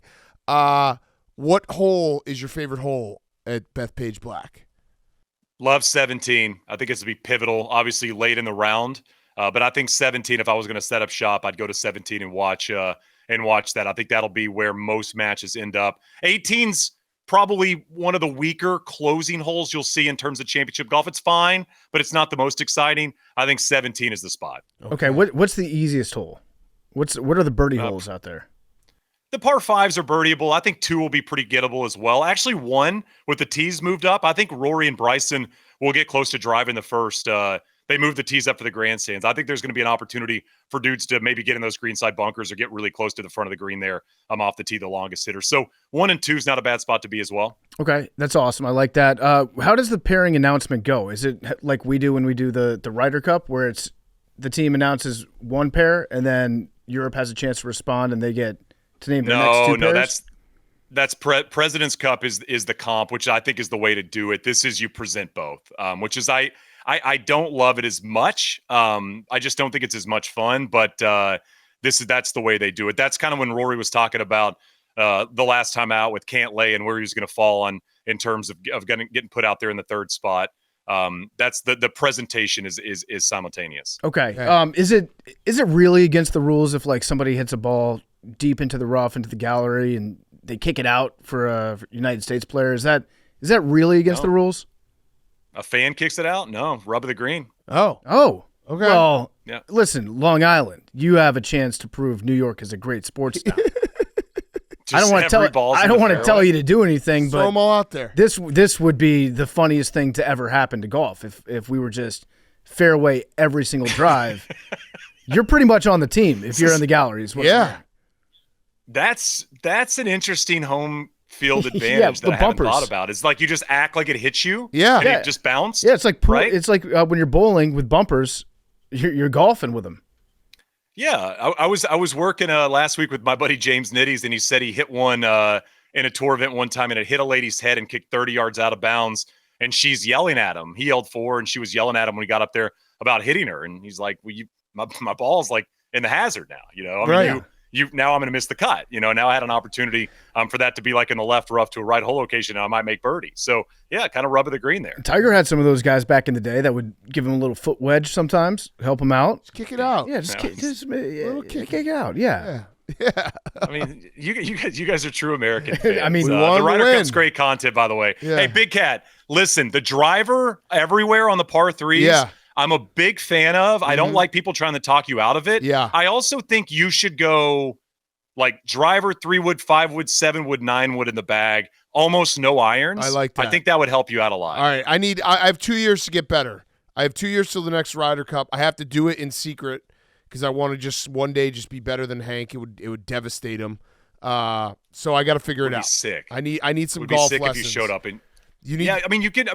By the way, last question for you guys. There's 3 of you guys. You guys have been in Chicago for what, 2 years now? Yeah. Mm-hmm. What's the total number of country clubs between the 3 boys in the Chicago area? I think we're up to 2 now. No, Did you join one? No. Oh, I think we're up to 2 now. Hank's one. All right, Hank, are you sure? Just one, We're- yeah. I think we're about to be at 2, though, aren't we, Hank? Yeah, it's 1 right now. Oh, Yeah. we might be at 2. Nice. We might be at 2. Just Hank, just the sweet boy over Yeah. there. I'm gonna have to fly to Chicago and play some G. And Yeah, those please. clubs are pretty Yeah. nice. Love to have you. Oh man! All right, Shane, you're the best. Thank you so much, man. Have fun out there. Thank you, fellas. This week's Fyre Fest is brought to you by Morgan & Morgan. We all know that life comes at you fast. 1 minute, everything's going well, and the next, it's an unexpected disaster. When you find yourself in the middle of your own Fyre Fest, you just might need America's largest injury firm in your corner. Morgan & Morgan has been fighting for the people and helping with your Fyre Fests for over 35 years. With Morgan & Morgan, it's easy to get started. Their fee is free unless they win. We love Morgan & Morgan, the people's lawyers, the best guys, best gals, best law firm that you can get. You can check them out at forthepeople.com/PMT. That's forthepeople.com/PMT.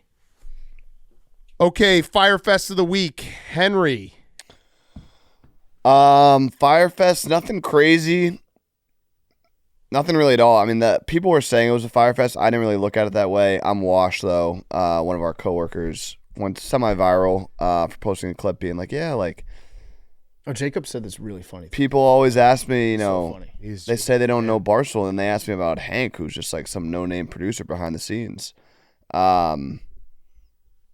Which I just viewed as like me being washed, but I guess some people are like, you got a Fyre Fest. Yeah, but then other people said you're the co-host of the #1 sports podcast.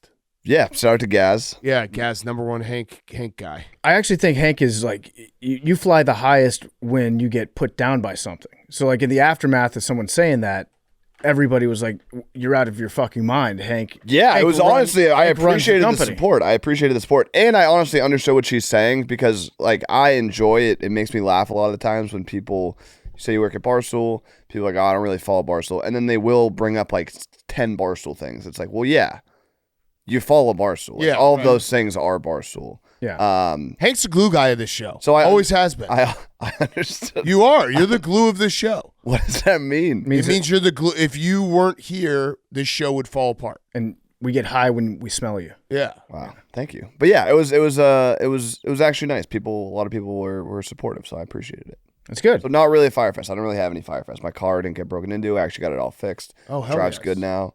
Going to Penn State this weekend. State Penn. State Penn. Might be on the Jumbotron. Who knows? Stay tuned. Whoa, what? Awesome, Hank. If we Boys are going to be on the Jumbotron? possibly. Yeah. You got a great golf video coming out. James Franklin, I can you don't- win the can big you- one? Yeah, well, it is a good golf video. Yeah. It's I a good agree. golf video. I agree. People should watch it. And when we have $5,000 on the line, I'm gonna fucking smoke you. Okay. Not that I didn't in this one. I love when you guys fight over golf. Yeah. So does Shane Bacon. Yeah. That is a pretty hilarious reveal that Hank has now 2 golf club memberships. Yeah. I don't, by the way. You're in process. I'm thinking about it. You're loading. Second loading. You've mentally committed to it. Yeah. Yeah, I'm trying to unliquefy.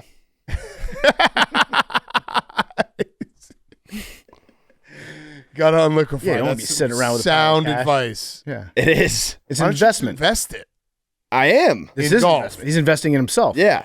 How many will you get to? I don't think I'll go more than this. No. Unless I get like fuck you money. Yeah. I don't think anybody stops at 2. I think everybody stops at 1. Yeah. But if you go 2, Yeah. it's like cats. You're just going to get more. You're just gonna be a golf man. There's functionality. Like it's yeah. for a reason. Like you got one club you can play at, you need another club you can play at. Functionality. Yeah. Right. You're getting, if you get bored, then we'll just go to the other one. Yeah. All right. All right, PFT, your Fyre Fest. Can Shane come in here? Oh. Can we get Shane in the booth for mine? Shaney boy. Yeah. So we do the morning show. I do Thursday mornings on FS1, and we had an idea. Big Cat does the morning show as well. Hank, we need to get you on the morning show. No, I'm thinking Jacob. Yeah. Yeah, probably get some eyeballs. I saw the awful announcing. We need some eye candy. So on today's morning show, me and Jeff D. Lowe came up with this idea like 5 years ago, we wanted to do a cooking show where we would try to figure out how to prepare a football and how to cook a football. And I asked Donnie, Chef Donnie here, if he wanted to figure out how to cook a football for me, and ate it on the morning show. I feel awful right now. My stomach is terrible. But guess what? I am football now. Football is a part of my blood. It'll always be in me. I'm committed to it. But when I was looking for the football to cook, I stopped by Shane's desk because he had a football on there. And so I grabbed Shane's football, and Shane was like, "Don't take that. That's my football." And then I looked at memes, and he was like, "No, it's not actually his football. It's just an office football that Shane has claimed for himself." And so I took the football, and we cooked the football. Max even sent Shane a picture of the football being prepared, like deflated and chilling in water. And Shane got really upset about that because it was like we were sending a ransom video, or we were sending. Why are you shaking your head? A picture Shane? of a dead loved one. There were so many lies that were just. So no. Did you consider this your football? No, I did not. I did not tell you don't take that as my football. You asked, "Can I take this?" Mm-hmm. And I said, "Yeah. Can you please bring it back?" Because it's my football. But I'm gonna eat it. Well, there's like a backstory behind why I asked. So like, I don't know if it's all right to say, but Max can be a little ADD sometimes. Oh yeah, no. That's fine. Well, wait. How dare you? Yeah, how dare you? And That's fair to say. That's fair to before say. you say that, I just wanted to quickly say, like, what if every pass before the line of scrimmage was a fumble? Oh, that's a good take. Yeah. I also don't think that you can say that Max is a little anything. Well, oh no. Well, anyways, he will. You can certainly say you're a little lot of things. There was. There we go. So over the last couple months, like Max sits closer to me. He will like randomly stand up and like take things off my desk and like be talking to somebody. Yeah. And then just like forget where he puts it or like not put it back. Uh-huh. And then I've had like. To be fair, Shane was so worried. I found the football, brought it back to him. He said, "No, this isn't the right football." Went and checked the security tapes to see if it was the right football. It was the right football. So that's the extent of how much he cares about this football. That's true. That's a lot of caring about. It's the football. It's the perfect throwing ball though. It's like perfectly worn. It was the perfect throwing ball. And I only like so things will go missing from my desk. And that week I lost a Tide stick and I got Polynesian sauce on my sweatshirt, so I couldn't get the stain out. So Max, he returned the correct football to your desk, is what I'm hearing. No, he did not return it to the desk. Max, what'd you do? with that He football? threw it onto the chair right next to our desk. Well, it's behind the monitors and stuff. I couldn't see it. Then Beams grabbed it and then put it in like a case of things on the ground. It was I overreacted. The case of things on the ground right next to your desk. But that's why I asked, can you please bring it back, because things will go and like. I know, like Jack's taken the football before and just like left it in the net out there and stuff. And it's your football. Well, no, it's to Shane's credit. People do just take stuff off. They right, do. but the Stella Blue golden mug's gone missing from my desk, like everything. But you going to that was not me. You going to try to find the football makes me think it's your football. Otherwise, you wouldn't care. Well, I just like the football. Like it's not something I want to lose track of. It's okay to say it's your football. No, it's not my football. The only reason I ask is I just tried to because give him another football that was the exact same make, exact same. Like it was the Duke, same football, and he's like, "No, that's not the right football." Yeah, it's your football. No, so all I did was I asked he could bring it back, and then he goes, "No, I'm going to eat it." Right. Which I didn't. I thought he was just going to borrow it for like an ad or something. So I just asked if he can bring it back, and then all I asked was, "Does it have to be this football?" Because there's 20 footballs out there that no one touches. And that's your football. No, it's okay to say it's your football. It is the best football. It's everyone uses it. It's good football. It's just the perfect football. Well, everyone can use it, but you have to bring it back to Shane's desk. Right, because it's your football. Yeah. It didn't seem like I was allowed to use it when I was using it. That's just not true. No, but that's because you take stuff and you wouldn't put it back. Like that. I could have taken the Tide stick. That does seem like my ADD brain would like take a Tide stick. I used to have a DraftKings rubber basketball. I went missing off my desk. People just grab like stuff off my desk. That football belonged to Shane. All I did was ask if you could bring it back. But I couldn't because I was going to eat it. Yeah, well, I didn't. Well, you said, "Can I take this?" And I said, "Yeah." Can you please bring it back when you're done? Mm-hmm. And then you go, "No, I'm going to eat it." The look on your face, it was so sad when you realized that football was going to get eaten, and I felt really bad about it. But if it makes you feel any better, after I ate it, I've been crapping my brains out. Apparently, there's like chemicals and glue. I have a physical tomorrow, and my doctor's going to be like, "How's your diet?" And I'm going to have to be like, "Well, I ate a football yesterday. Had glue and stuff in it, so probably not not the cleanest diet in the world. So now I'm a little bit concerned though, because Shane, what I did, I wanted you to think that I took your football and I ate it. So then I saved your football. Oh, good. Which I have right here. But now I think I might have saved the wrong football. No. And I think we did cook and eat your football. Well, it's not his football. The football that was Shane's. Right. I don't say it's Shane's football. Don't say it's Shane's football. To know it's not his football. I want to see the football. Yeah. I'm going to buy a football. I'm going to buy it, dude. Would that be your football? That would be my football. So people, I don't have to deal with. Is that your football? I thought that this was Shane's football, but then now I'm hearing that the football was changed, and I think that accidentally. Shane, is that your football? I can't tell. I need to feel. Wait, let me let me see the. You still won't know. We've known. Well, let me. It has been proven that you don't know because this was the football that we found the security tapes for. That you were adamant was not the same football, but it was the same. Okay. Football. Well, there's also a scuff mark on the side, which after our conversation, I decided to look at so I could differentiate if Shane, it's our do you ball need or not. to fully feel this football and see if it's your football? Do you need to put on your rings? No, I do not. Okay. I want to see those rings so bad. This is our football. It's your football. This is our football. That's your football. Yes. Okay. Now it's Shane's football. So he would know. He would know because he touches it. Yep. That I do sounds touch like a it. good football owner. Yeah. Thank you for saving that. It's very kind. I do feel like I'm going to die though, like low key. The football gods. Low key. Yeah. Whatever's in a football. It's again. I'm glad that I did it. Yeah. I'm really glad that I ate that football, but I'm gonna have a rough day. All right, my Fyre Fest. We touched on it Wednesday. Wisconsin football is in a bad spot. I've also then just signed myself up for a shitload of work because I did a hit on ESPN Milwaukee on Wednesday, and I told my good friend Ben Brust if he gets a list of the richest people who went to University of Wisconsin, I will cold call them for a video and live stream it. So that's just more work and maybe illegal work. Is it? I don't know. Well, but I'm going to have to do that. You can't live stream because you have to say, like, I'm recording. You're live. You're live, yeah. Just hitting everyone up for money. What if you just made a podcast? Maybe. I just know that I used to do. I did that for a job for a little bit, like doing the telefund, and it's the worst job ever to cold call someone, and be like, "Hey, can we get some money?" But I will do it, and I'm not looking forward to it, but I'm gonna do it. Yeah, sales is it'll take its toll on you. Yeah. All right, Zach, finish us off.